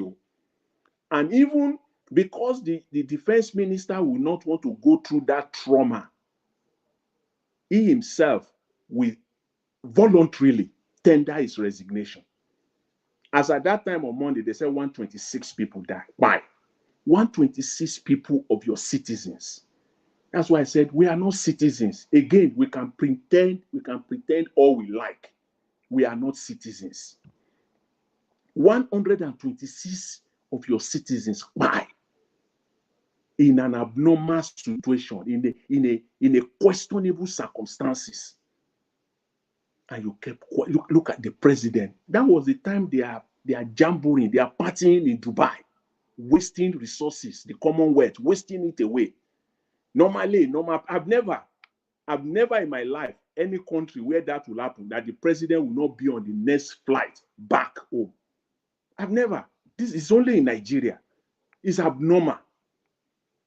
All of us, even those of us here right now, most of us, if not all of us, are living in other countries, advanced countries.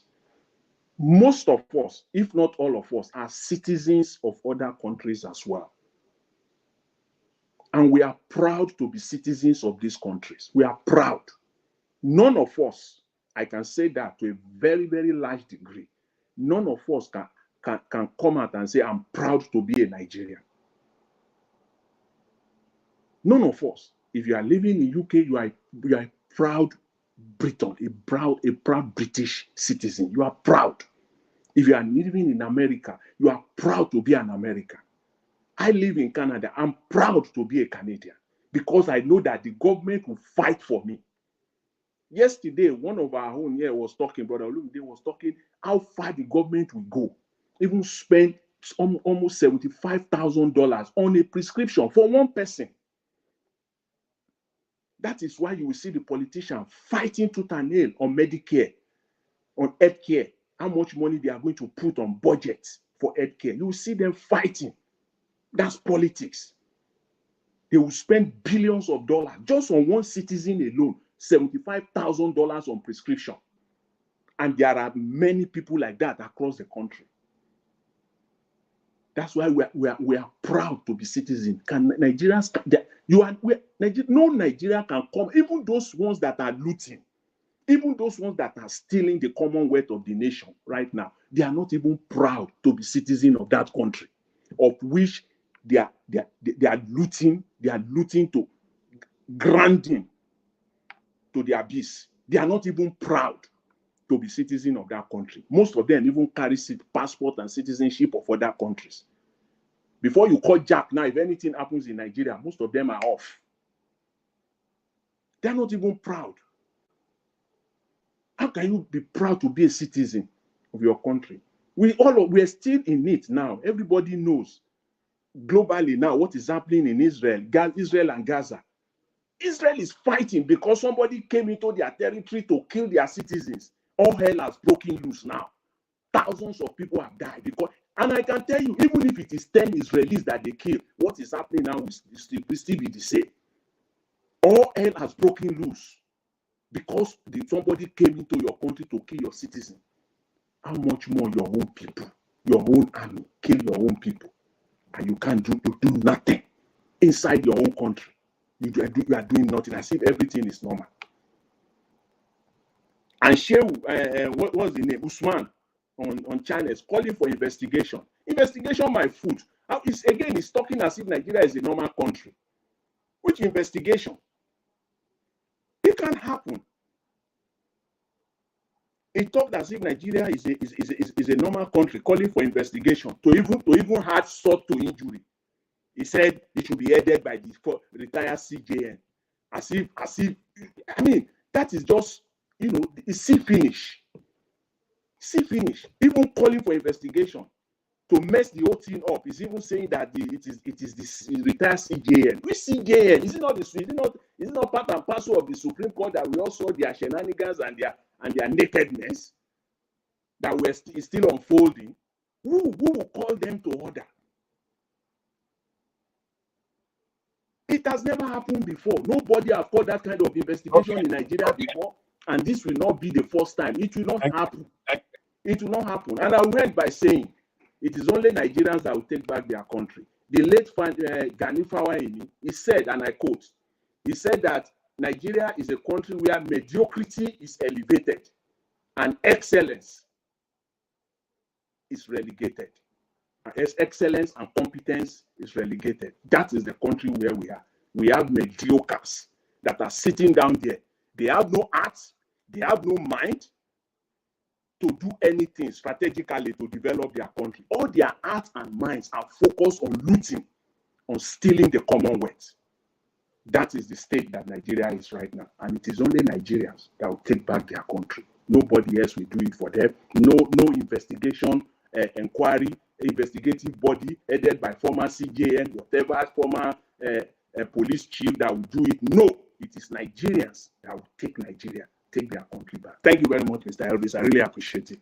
Thanks to everyone. All right, Mr. Jonathan, thank you very much. We still have so much noise coming from your audio. Please sort that out. All right. Thank you very much, everybody. I appreciate you all. I'd like to call on okay, let me go to Egina Francis. Egina Francis, please give us your final submission, 5 minutes. Oh, thank you very much. Thank you, sir.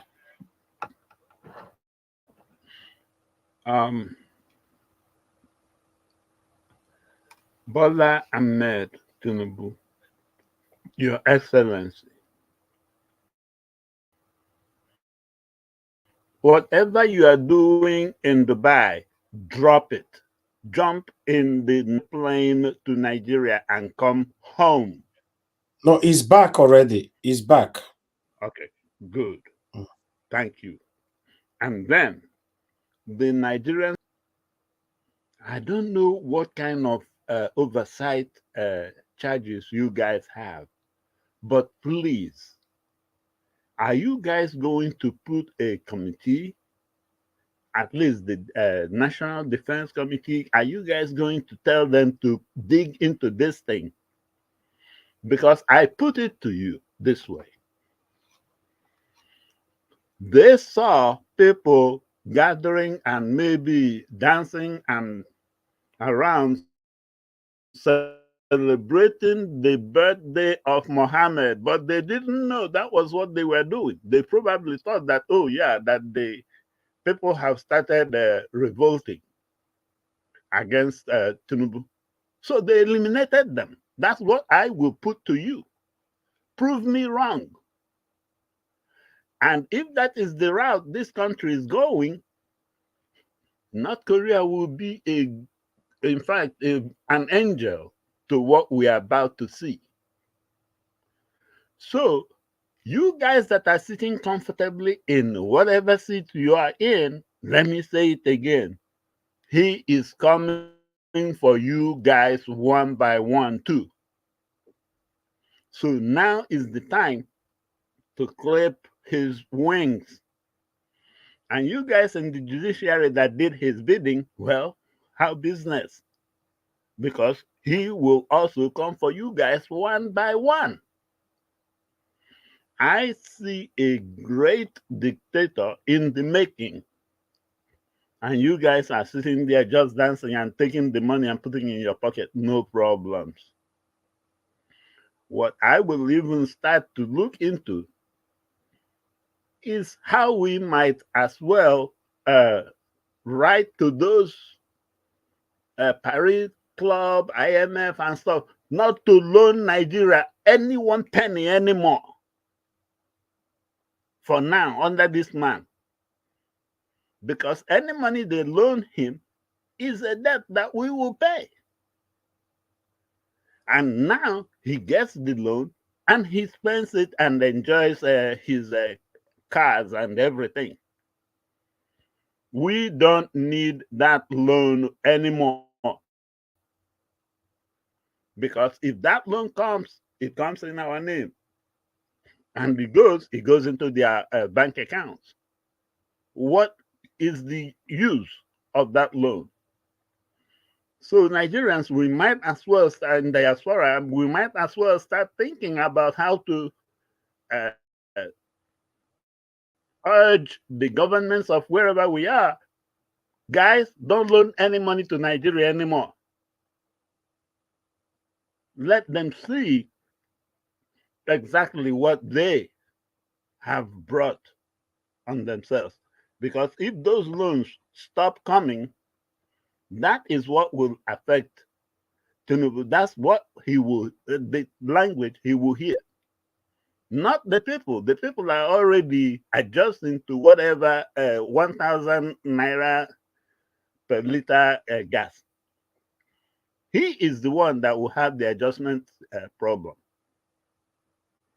So IMF, please, no more loans to Nigeria for now, please.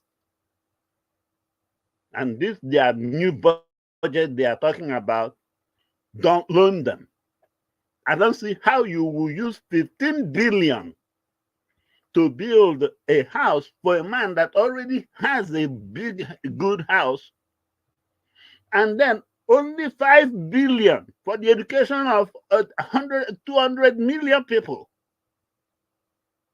What kind? In fact, IMF, take back your money. We are not going to pay anything you give him is a gift, not in my name. Thank you very much. Thank you, sir. Thank you, Engineer Francis. God bless you, sir. Thank you. All right. Give us a mandate, sir. If you're there, give us your final 5 minutes.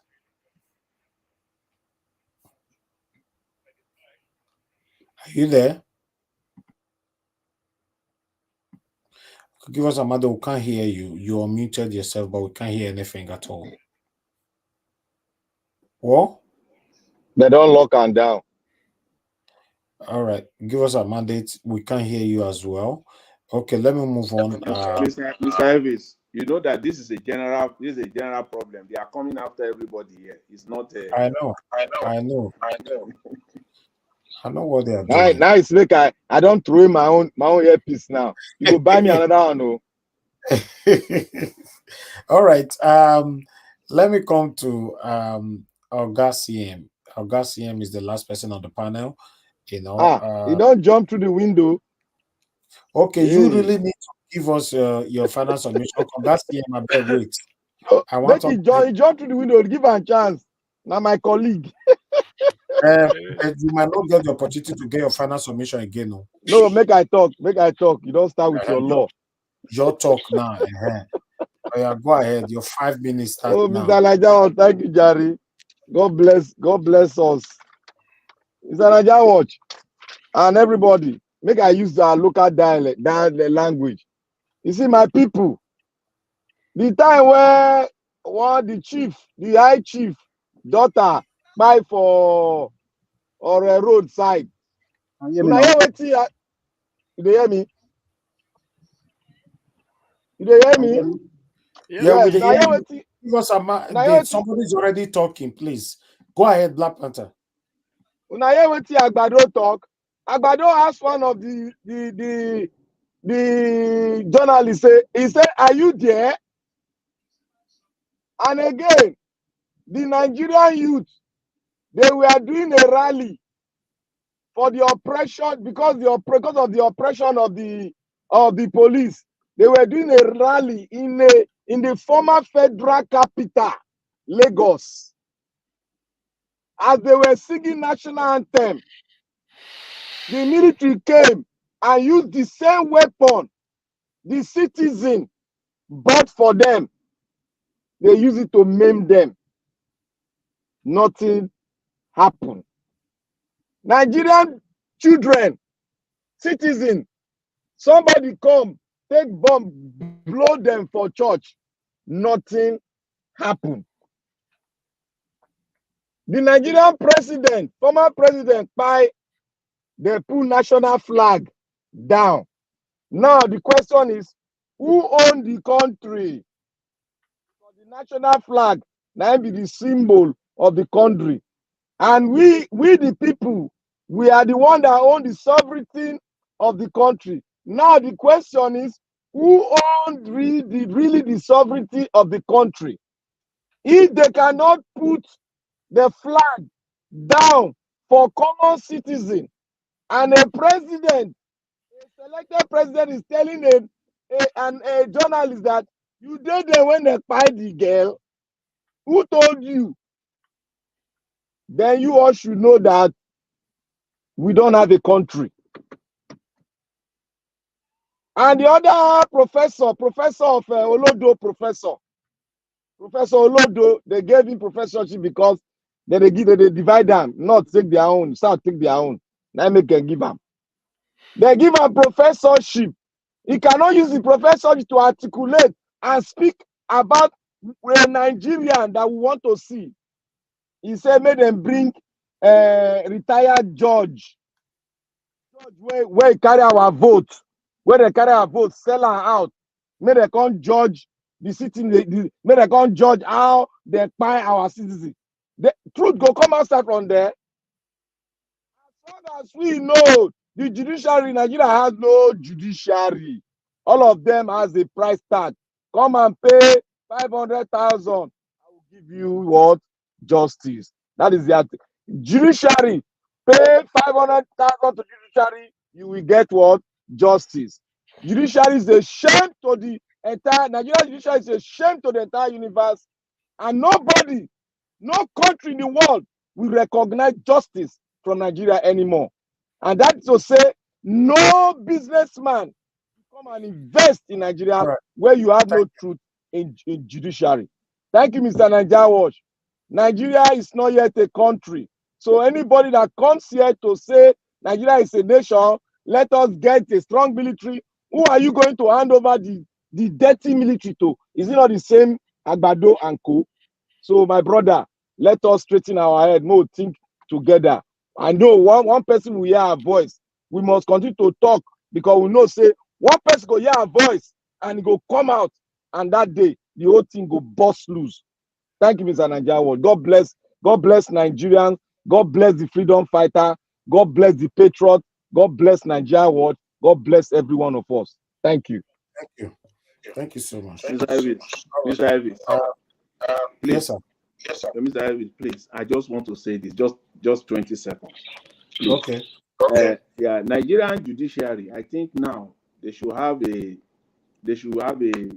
e-commerce website, maybe on Amazon and on Twitter. They will post it there.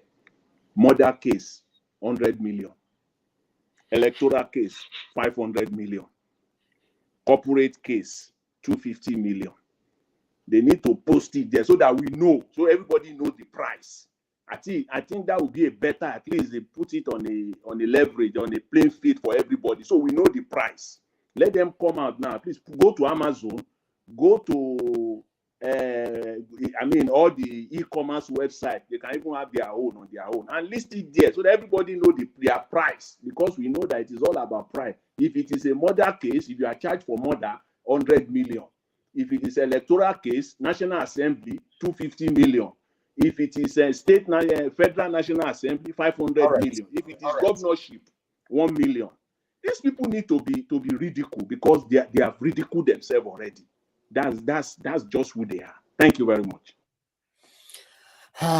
Wow, you are right. Wow, thank you very much. Let's pick this call quickly. Madam Origin, just call it in. Madam Origin, thank you very much. Please talk to us. Yes, thank you, everyone. Make it brief, please. Thank you, Mr. Jonathan. Yes, very brief. I need, we have all our experts on this line. Someone needs to help us do that for the judiciary. It has to be, it has to be done. Create a website, Nigeria Judiciary, list out whatever, 250 million for any case. Let us make it viral because that is who they are. And they need to be shamed. This needs to be done. I know someone creative will help us do this. Create a website on behalf of the Nigeria Judiciary, and list out their prices. They are cash and carry for sale. Thank you. Thank you, ma'am. Thank you so much. Okay. Let me, before Augustine, give us a mandate. Are you available to speak now? Can you hear me? Yes, go ahead. Thank you, sir. Okay. Thank you very much. Sorry for the in and out. I think when it comes to the issue of opposition, the last time I checked, Manchester United will be opposition to Arsenal. Why? Because Arsenal is a legitimate club. Now they come to the football field with legitimate players, checked under the either FIFA rule or the English Premier League rule, to make sure that whoever man is presenting as a player does not exceed either the age range. They are legitimate players. They are not criminals. They don't do drug, and they don't do anything shady. Now, I've not seen where a legitimate human being, a human being with character and competence and capacity, will be opposition to a drug baron, certificate forger, identity thief, dual citizenship, the man that lied under oath, hired fake bishop. So maybe Nigerians can think about that. What we are doing today is not serving as opposition. We are only calling out this evil because this is evil. This guy is an illegitimate president. Is not. We are no opposition to him. He did not win the election in the first instance. Supreme Court did not rule on the judgments between Peter Gregory will be my own president with this drug baron, Senatorial Amudi Yaku. Now, when you now said people are saying that the drug baron should sack a duly decorated either chief of naval staff or Air Force um, chief. I wonder how that can play out. The last time I checked, all of those either army chief of army staff or naval staff or Air Force staff, they all went to school. They presented their certificates before they entered into NDA and became a military personnel. So why would you sell a drug baron that does not have certificates to sack someone that has certificates, knowing fully well that these guys are illegitimate presidents too? Plus now he has used money to buy them. So you see, compromise. The only thing is that everything is left in the hands of Nigerians. Nigerians, it is your country to take back. It's on the shelf. Whenever you are ready, you can go and grab your country back on the shelf where you hang it. Because this guy is an illegitimate president in the first instance. He's a criminal drug baron. We are not even sure whether he's a woman or a man. Because certificates showed it that it was a female that went to Chicago State University. So what we can leave all of that. But so AKPABIO, what those guys are doing for AKPABIO is like they are paying him back, or they are trying to, Yoruba will say, one damisiwaju come back. So they are trying to pour water in the front so they can step on cold ground. Should in case their matter needs to go to the needs to be investigated, they say, AKPABIO, you remember now, I scratched your back. It is time for you to scratch my back. So look at those lists very well. Who are the people that contributed on that list? If you trace them very well, they either still have a pending court case, or that they are shaking the house. So, but in Nigeria, anything can happen. And then you are still AKPABIO to bring the money and come and give to the people. The last time I checked, AKPABIO is a thief. That's not allegedly. AKPABIO has a case to answer. He has a case, so somebody got a thief get a free money, and you are saying the thief should go and give the free money to people. Let's Thank you. say let's say the good thing. So Nigerians, when you are ready, you can get your country back.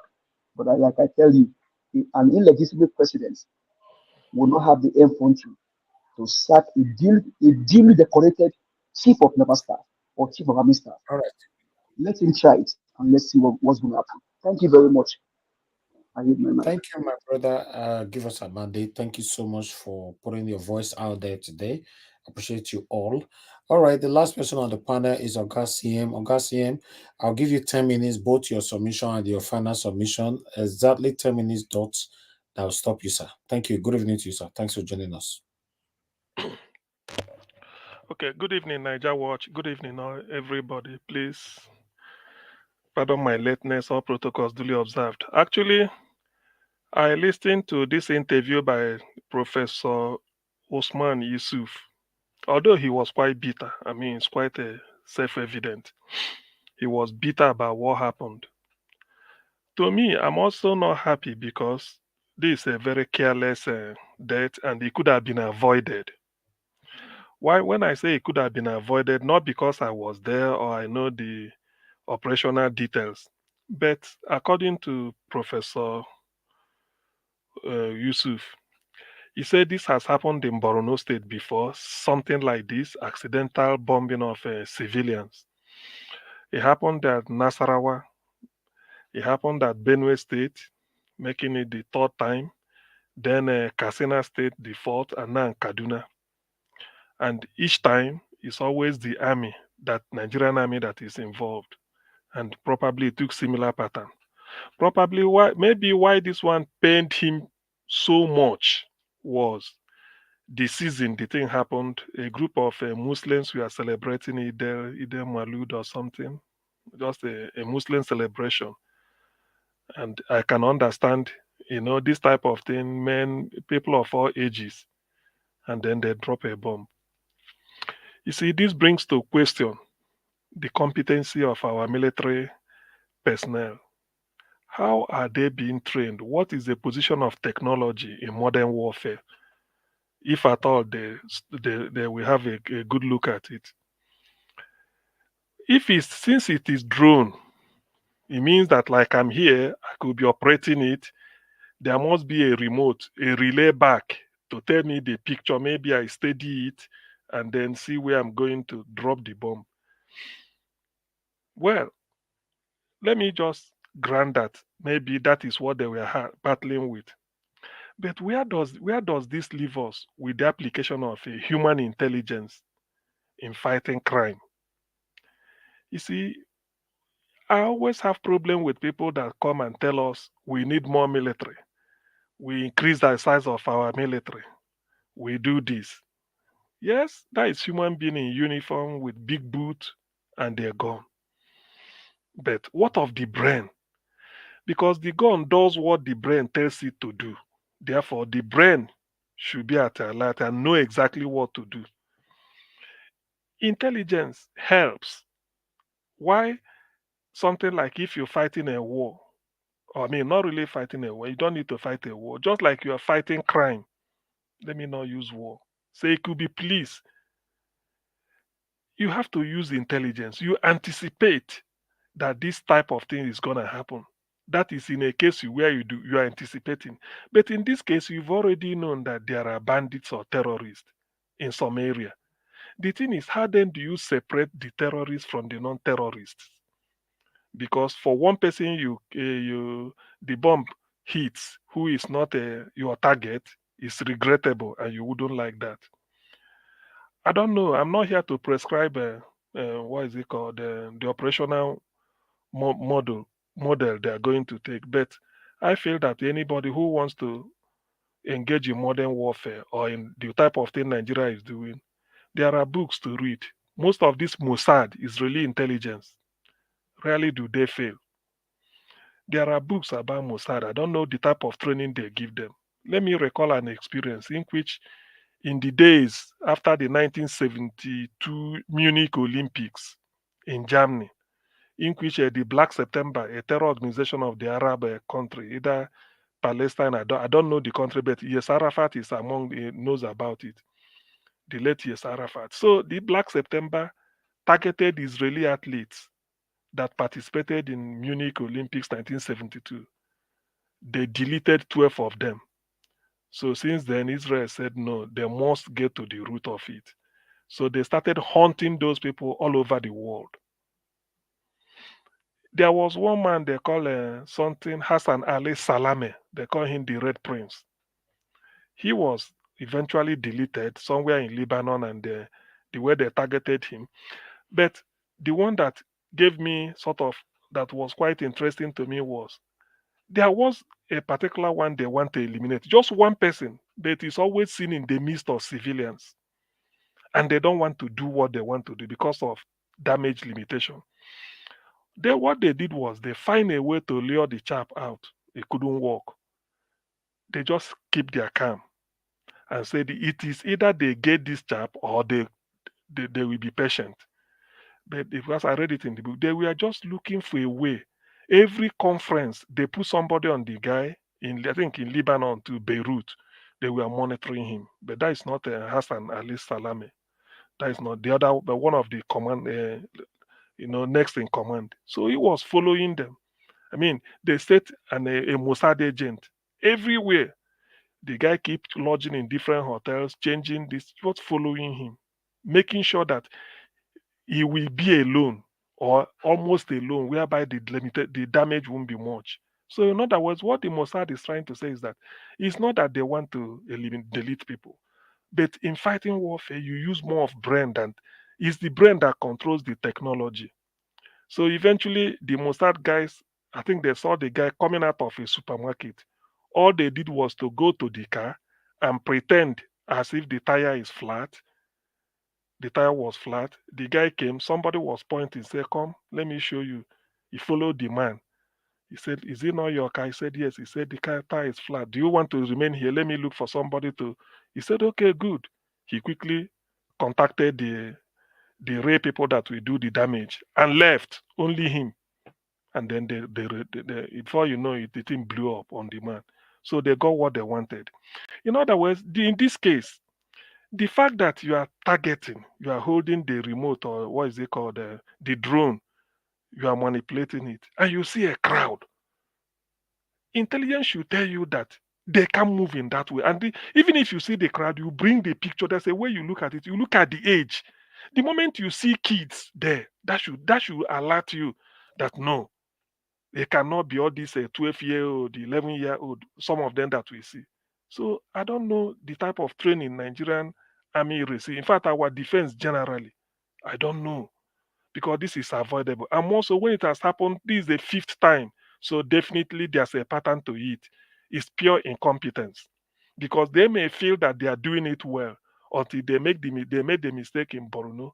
They couldn't get to the root cause, and then part of getting to the root cause is not just to punish the culprit or the person who did it. No, but when the person, you learn from the mistake of that person and use it to retrain those behind you. That is the essence. We all make mistakes in work. If you make a mistake, the first thing they ask you is that, do you know what you did? You say you did this. What could you have done differently? Say, oh, I should have done this different. So at least you know what you should have done. Then they use it to train others so that it doesn't happen. Now, it happened in Borno, nothing happened. Maybe before you know, they even either repose the person or give him a promotion. In Nasarawa, the same thing. Benue, 3 times.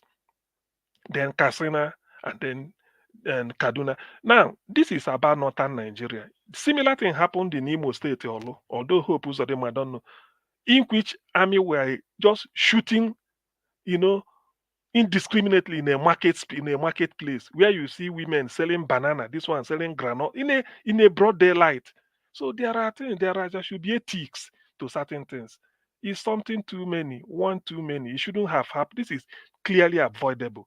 If you are not sure, you err on the side of caution, you leave it. All you need to do is you say that I've seen them, but I'm not quite sure. I don't want to release yet.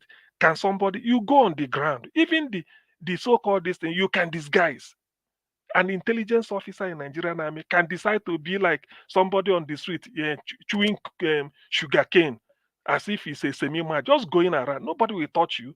They may say, wear one dirty and then be moving around. But as you are doing it, you are relaying your information back. I don't know why Nigerian system is just, that is part of the fact that we so much despise knowledge. By the way, who do they recruit in the army? Who? What is the minimum qualification? Is that not what they did that made Buhari without school start to get into the army? What is the qualification they are using? Who are in the intelligence unit of? These are first-class brains you recruit and give them the best of training. Maybe you remunerate them separately because of the job they do. Their own might not be to do the real military hardware of pulling the trigger, but the contribution they make, they will do anything. That's why in Nigeria, somebody will happen, they say they are looking for armed robbery. You don't. Intelligence will tell you this is what will happen. Is the intelligence they use something like, what is it called? Like in the UK, if they are playing a football match, they feel that because of the fans coming, something like this is likely to happen. There are people, before you know it, they've gone to sweep the place. You wouldn't know. You thought everybody is a football fan. They must be wearing jersey, just moving around. You wouldn't know, but they know themselves. So Nigeria, I don't know. But having said that, now going forward, I understand that the druggie in Aso Rock is back. Then what is he gonna do? What does he know he's going to do? Normally, this type of in the chain command, I believe what the professor said from beginning. I mean, somebody should pay for it with his job. It doesn't matter if you remove Lagbaje Yoruba man, use another Yoruba man, replace him. It doesn't matter. But somebody must have to pay for it with his job. Let the person go. because you can't continue. We can't continue this type of, you know, mistakes. Is one too many. So they didn't learn anything from that of Borno State. No inquiry, nothing learned. No, but people were not retrained. It happened again in Nasarawa. Probably the same thing. Everybody think we died down. Then Benue, nothing learned. You see, this is how you learn. Mistakes keep coming, but you learn. You keep updating your skills. But given the Nigeria we all know, something like this is not gonna take place. All they do is just money, money, money, share billion, billion, billion. And I look at the type of story we are hearing. By now, the flag should be flying. I'm trying to be, let me just be as patriotic as I can. Nigerian flag should be flying at half mast, at least for the next 1 week, pending when they conclude the funeral of everything. The president should come out and address the nation, explain then the army and tell us immediately that a high diseases and then so people has been suspended first or relieved or sort of suspended or forced on a leave. Then they start an investigation. Maybe after the investigation, I can now tell them, okay, please, you have to give way. Without that, nothing will happen. This is how it is done because this is purely something that is avoidable. Somebody pressed the trigger. Yes, I agree. Then how did you come about? How did you analyze it before you now know? Even some of those things, this is how you do it. I understand that it's only in Nigeria that maybe if you take a patient to the hospital, like I was made to know, somebody will just look at it. Oh, go and prepare. We are going to for surgery. 350,000. Go deposit 200. Whose decision was that? Probably one man. But over here in the UK or anything, there should be a meeting, a committee of surgeons. They will meet, discuss how are they going to do it. Have they agreed that there should be a surgery first? It's not one person's decision. But in Nigeria, we don't do all those things. So everything is just that things are just left to slide. Nothing. In fact, we don't even have standard, no principle. Just do what you want. Yes, apology. The chap has gone to apologize on behalf of his unit, maybe Nigerian Army or this. Well, to tell them, but this is purely something that is avoidable. So somebody has to pay somehow with it. If you can maybe demote or you remove, but something should be done so that the people will not know that you are doing something. It's not enough to say you are so, no. There are things that, by the way, what is the competence of the people that even handle it? What is the competence? The professor made a point. He said that's why America under this thing, they refuse to sell this type of thing because if you sell Nigeria little weapon, you don't know how they're going to use it. I think Nnamdi Kanu made that case also when he went to Washington that America should stop. He went to the Congress, tell them stop selling all this type of your high-tech ammunition to Nigeria. They don't know what to do with it. They use it to kill innocent civilians. I think I remember one of these brokers. So this is exactly a case. Then what is the guarantee that it won't happen again? 5 times in 5 different states by the Nigerian army, almost similar pattern. No, I believe that some people were not updated in training. So you send them, that is the meaning of that's how you save money. You use money to train people. In the West, they've spent more money on training. More, that's why they sell appraisal every year. You go for appraisal. What training did you go? Have you updated your skill, or do you think that is the degree you are having since 5 years ago? You must put something on top. You keep going on training. Any new instrument or equipment, everybody must know how to use it. If you are not signed off, you won't use it. And if you are using it under supervision, people should know. Then there should be what they call privilege. There are some that require one type of password. They said no, you are not.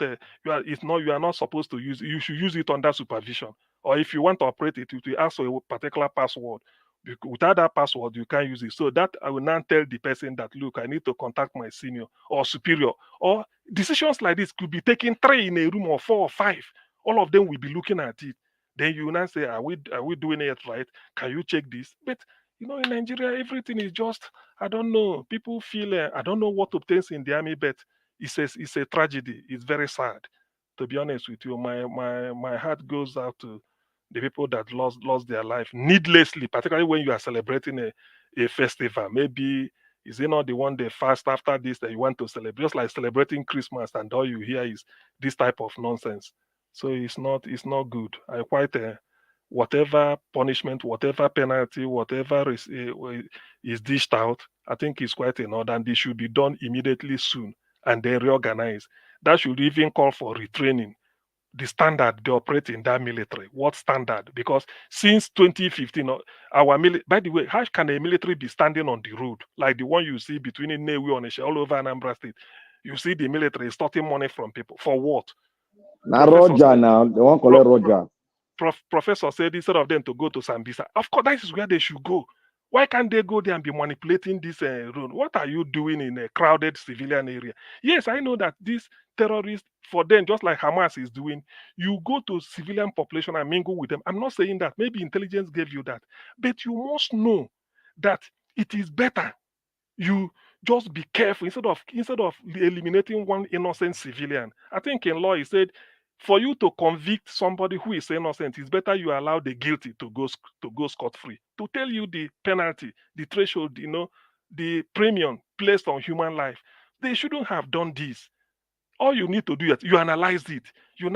That's part of the truth. He said, "Oh, these people have changed." It's like I'm seeing some of them in a civilian area. Then somebody like you can disguise and be that civilian and go there, but you won't know. They may think that you are the person pushing a wheelbarrow to do. They don't know who you are until you gather the information. That is part of intelligence. You gather the information, you bring it, you analyze it, then you move. Before some of them may not even require military hardware. It can just be a case of you surrender them and then hands down. Then you pick all of them without even any kinetic operation. But everything depends on intelligence. Or that they just in the office when it suits them, they'll be making budget. You see, this is a shame, really. To be honest, now it's a very terrible, very sad commentary. Nigeria. Augustine, can I take 10 seconds? We can do better. Yes. Niger Watch. You say now 10 seconds you talk, 10 seconds you talk. 10 seconds. They don't put our aircraft for sale. Which aircraft? And the no, Falcon, not jet. Falcon. Yes. The Falcon. And the man, presidential jet. They say they get like 10 or 12. They want to send one of 10. them.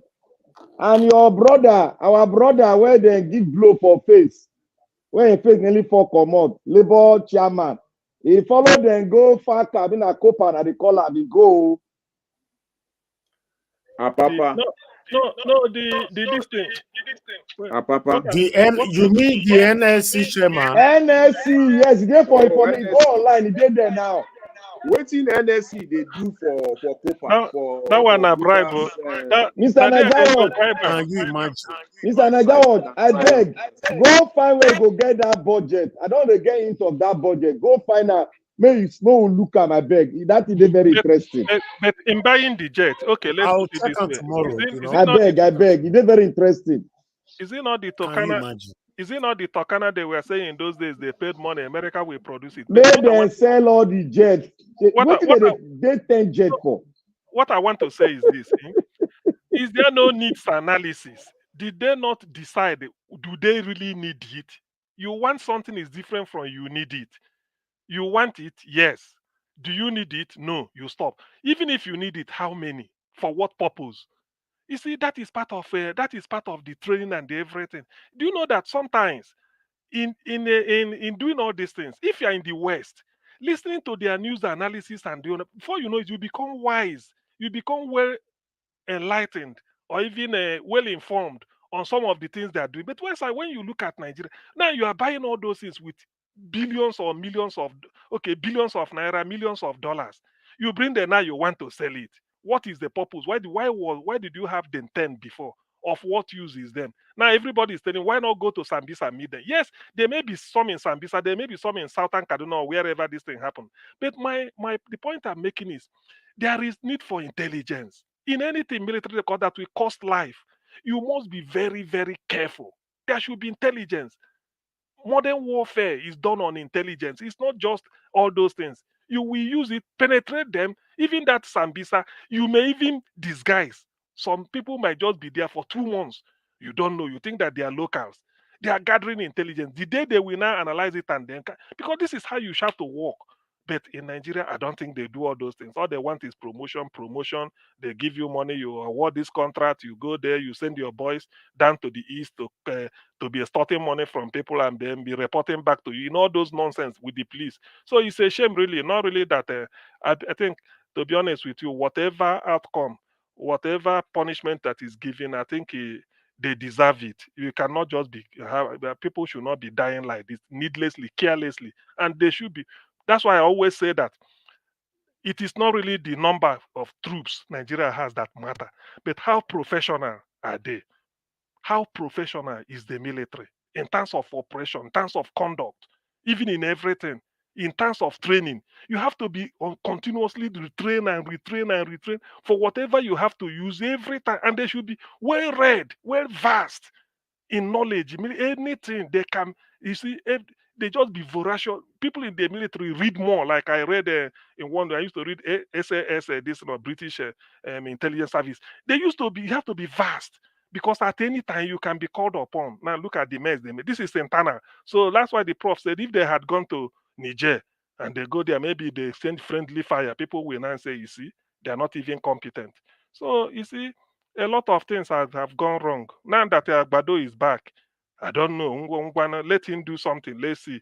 I don't know. Is the commander? I think we have. They said president. They didn't just put commander in chief of the armed forces into add it to it for nothing. Commander in chief of the armed, which means that for the army to drop a bomb, commander in chief must be aware. He knows about it.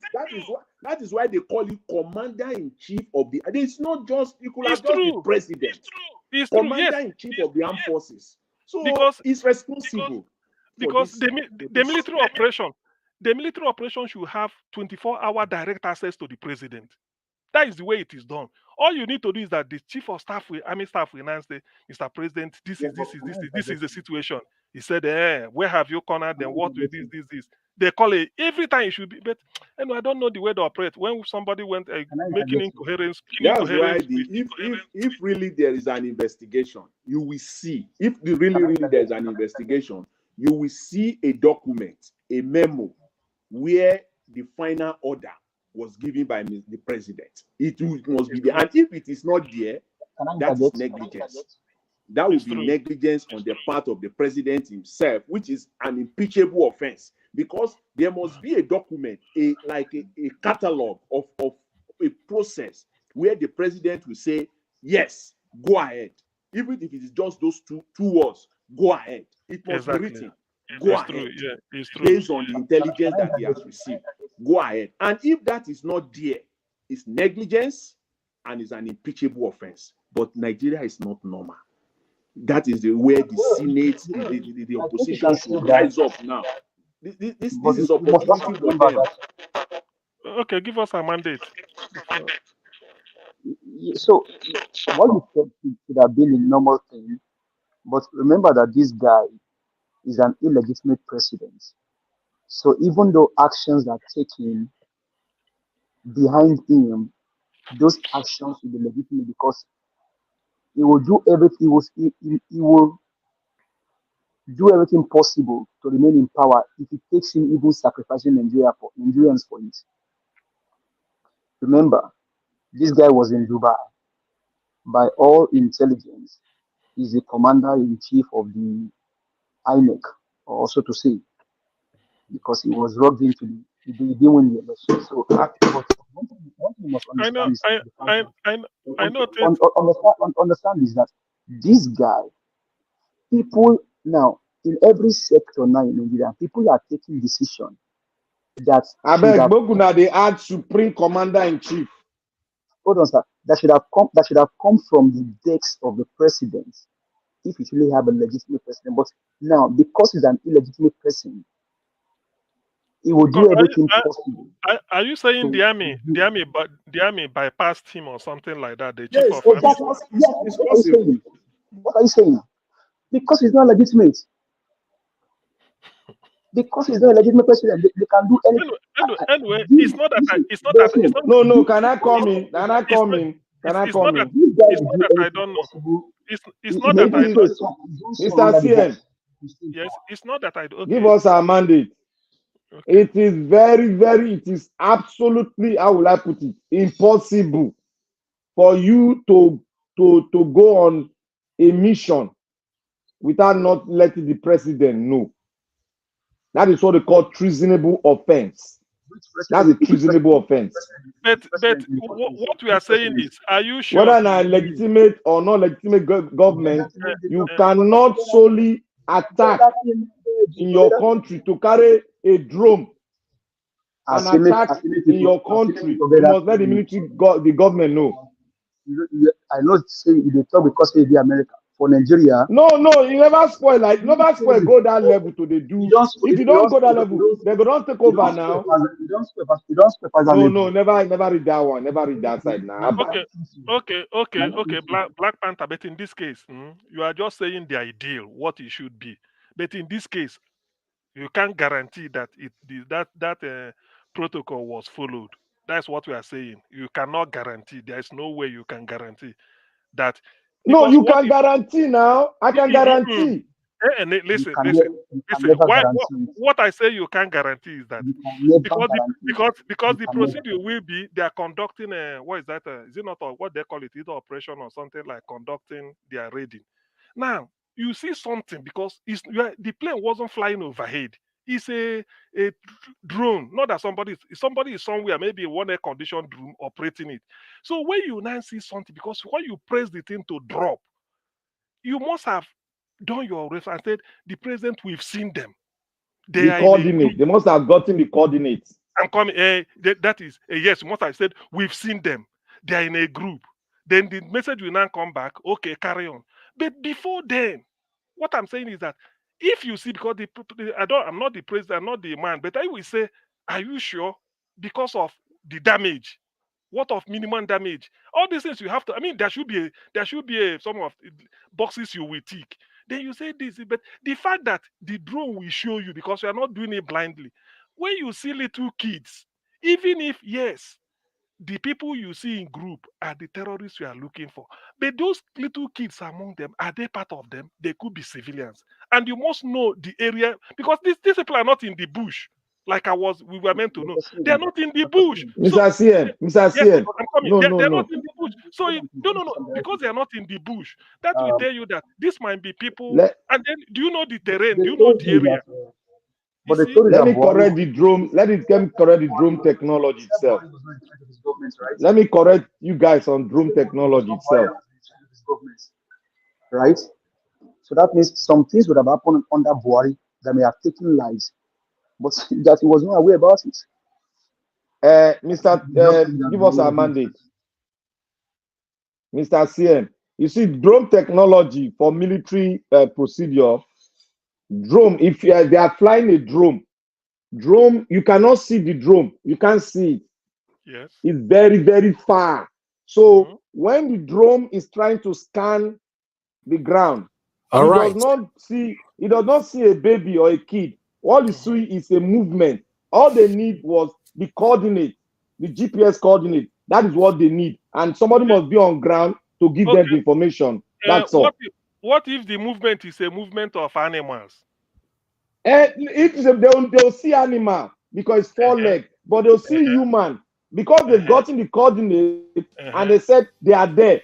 The person on ground is the one that gave them the coordinate. That's what I'm trying to say. But that you see two legs moving instead of 4, it does not necessarily mean that those 2 legs are your target. Though they are human beings. That's what I'm saying. So to make the final call, the intelligence should be such that it should be spot on. It is drones are used for precise target. I don't know why they use it like that. It's used for precise target. It's not used for you want to blow, precise. Look at the one that killed that man in Iran that was building nuclear weapons. They blew them on the road while they were going on a meeting. That's a precise target.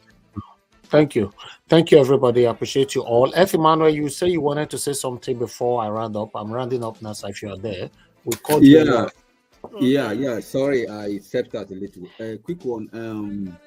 Thank you, Mr. CM. Thank you. Give us on Monday. Thank you, Mr. Jonathan Kingsley. Thank you, Black Panther, and the rest of the panelists, Mama Patricia Tajebumi. Thank you so much. I just want to drop one, contribution, my final for today. I think Nigerians will taking a lot. It's time to stop all this move on attitude to everything that happened to us. Because the politicians, they have mastered our pause. They have mastered our attitude. They have mastered the way we behave. They have mastered our reaction when things happen. So as long as it's Nigeria, they know that whatever they do, they always get away with it. Because things like this is good enough for Nigerians, well-meaning Nigerians, to troop in their numbers, especially the northern part, that they don't like numbers, that they scare other regions with numbers. This would have been the best opportunity for them to come out and ensure that the people, or the number of military men that are responsible to this expensive error is removed immediately. That they would demand immediate removal, immediate resignation, or immediate sack. That's what they would have done. Because this is over 85 lives. But it seems everybody just kept quiet. That means they accept everything. Tomorrow now it might be 500 people. Next tomorrow now it might be 1,000. So it's very risky for us to keep quiet in situations like this. So this move on attitude, Nigerians, please, let's stop it. It's not good for us as a nation. Thank you. Thank you very much, Oga F. Emmanuel. Appreciate every one of you. We've come to the end of this broadcast. I want to appreciate every one of you that came to the panel today. F. Emmanuel, Mr. Jonathan, Mr. Oga CM, give us a mandate. My brother Black Panther, Mother Patricia, and many others that came in that already left. May God bless you all. Those of you that called into the show as well, I want to appreciate you all. Thank you very much for taking your time out to call into the show. And for those of you that could not call in, please understand with us. Yes, tomorrow is another day. Let's continue to talk about the things that's affecting us. Somehow, someday we'll get there. I want to appreciate those of you that supported us today. Financially, may God bless every one of you. God bless you. God bless every one of you. I appreciate you all. I would like to appreciate Madam Busy Brains again for yesterday, and thank as well for your wonderful submission, through your support. Thank you very much, everybody. May God bless you all. Please continue to press on the like button. Help us to share our broadcast. Let's continue to do our best, to talk and let the world know what we all are facing in our country. Thank you very much, my people. On the comment section, Mother of all Mommy Diaspora, thank you very much, Mommy, for always being there with us. I appreciate you always, always, always. Thank you so much. And I want to appreciate Constant. Thank you very much. I can see you right there, Tony Amaduke. Thank you so much, my wonderful people. Thank you very much, Abo Azi. Thank you, sir. I appreciate all you do. Guy Awanle, thank you very much. God bless you. Obvious Peters, I can see you as well. Rio Me, I can see you. Thank you, my wonderful people. Now God bless you now. All right, we've come to the end of this broadcast. Amaka E, I can see you as well. Thank you. Guys, help us to press on the like button before you leave. Endeavor to join us again by God's grace tomorrow, 6 p.m. Nigerian time. Let's continue to talk about the things that's affecting us. Like Madam Origin said earlier on when she called in, that we'll continue to talk until we get a result. That is a wonderful one. I like that. I support that. Continue to talk until we get a result. And I believe somehow, someday, we'll get a result. But hopefully, fingers crossed, we're going to get that result in our time, by God's grace. Thank you very much, my people. Now we'll join the curtain. I'll see you guys again tomorrow. Please endeavor to join us, 6 p.m. Share our videos, like our videos, and subscribe to our channel if it's your first time on this channel. We're talking about the betterment of our future here. Thank you very much, and my people. Now we'll draw the curtain. Good night and bye for now, everybody. I know they do competition with anybody. If I offend you, forgive me. Show me love, go to biza biza. Kama bara walo ninu ife kan akanbi. I know they do competition with anybody. If I offend you, forgive me. Show me love, I go show you love. Kama bara walo ninu ife kan. But I know they do competition with anybody.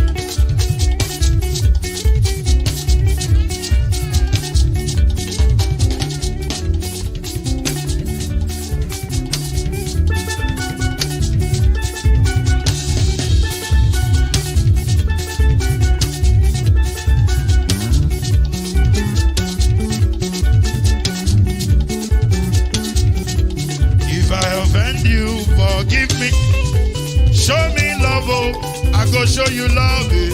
Kama bara walo ninu ife kan. I know they do competition with anybody. If I offend you, forgive me. Show me love, I go show you love. Kama bara walo ninu ife kan.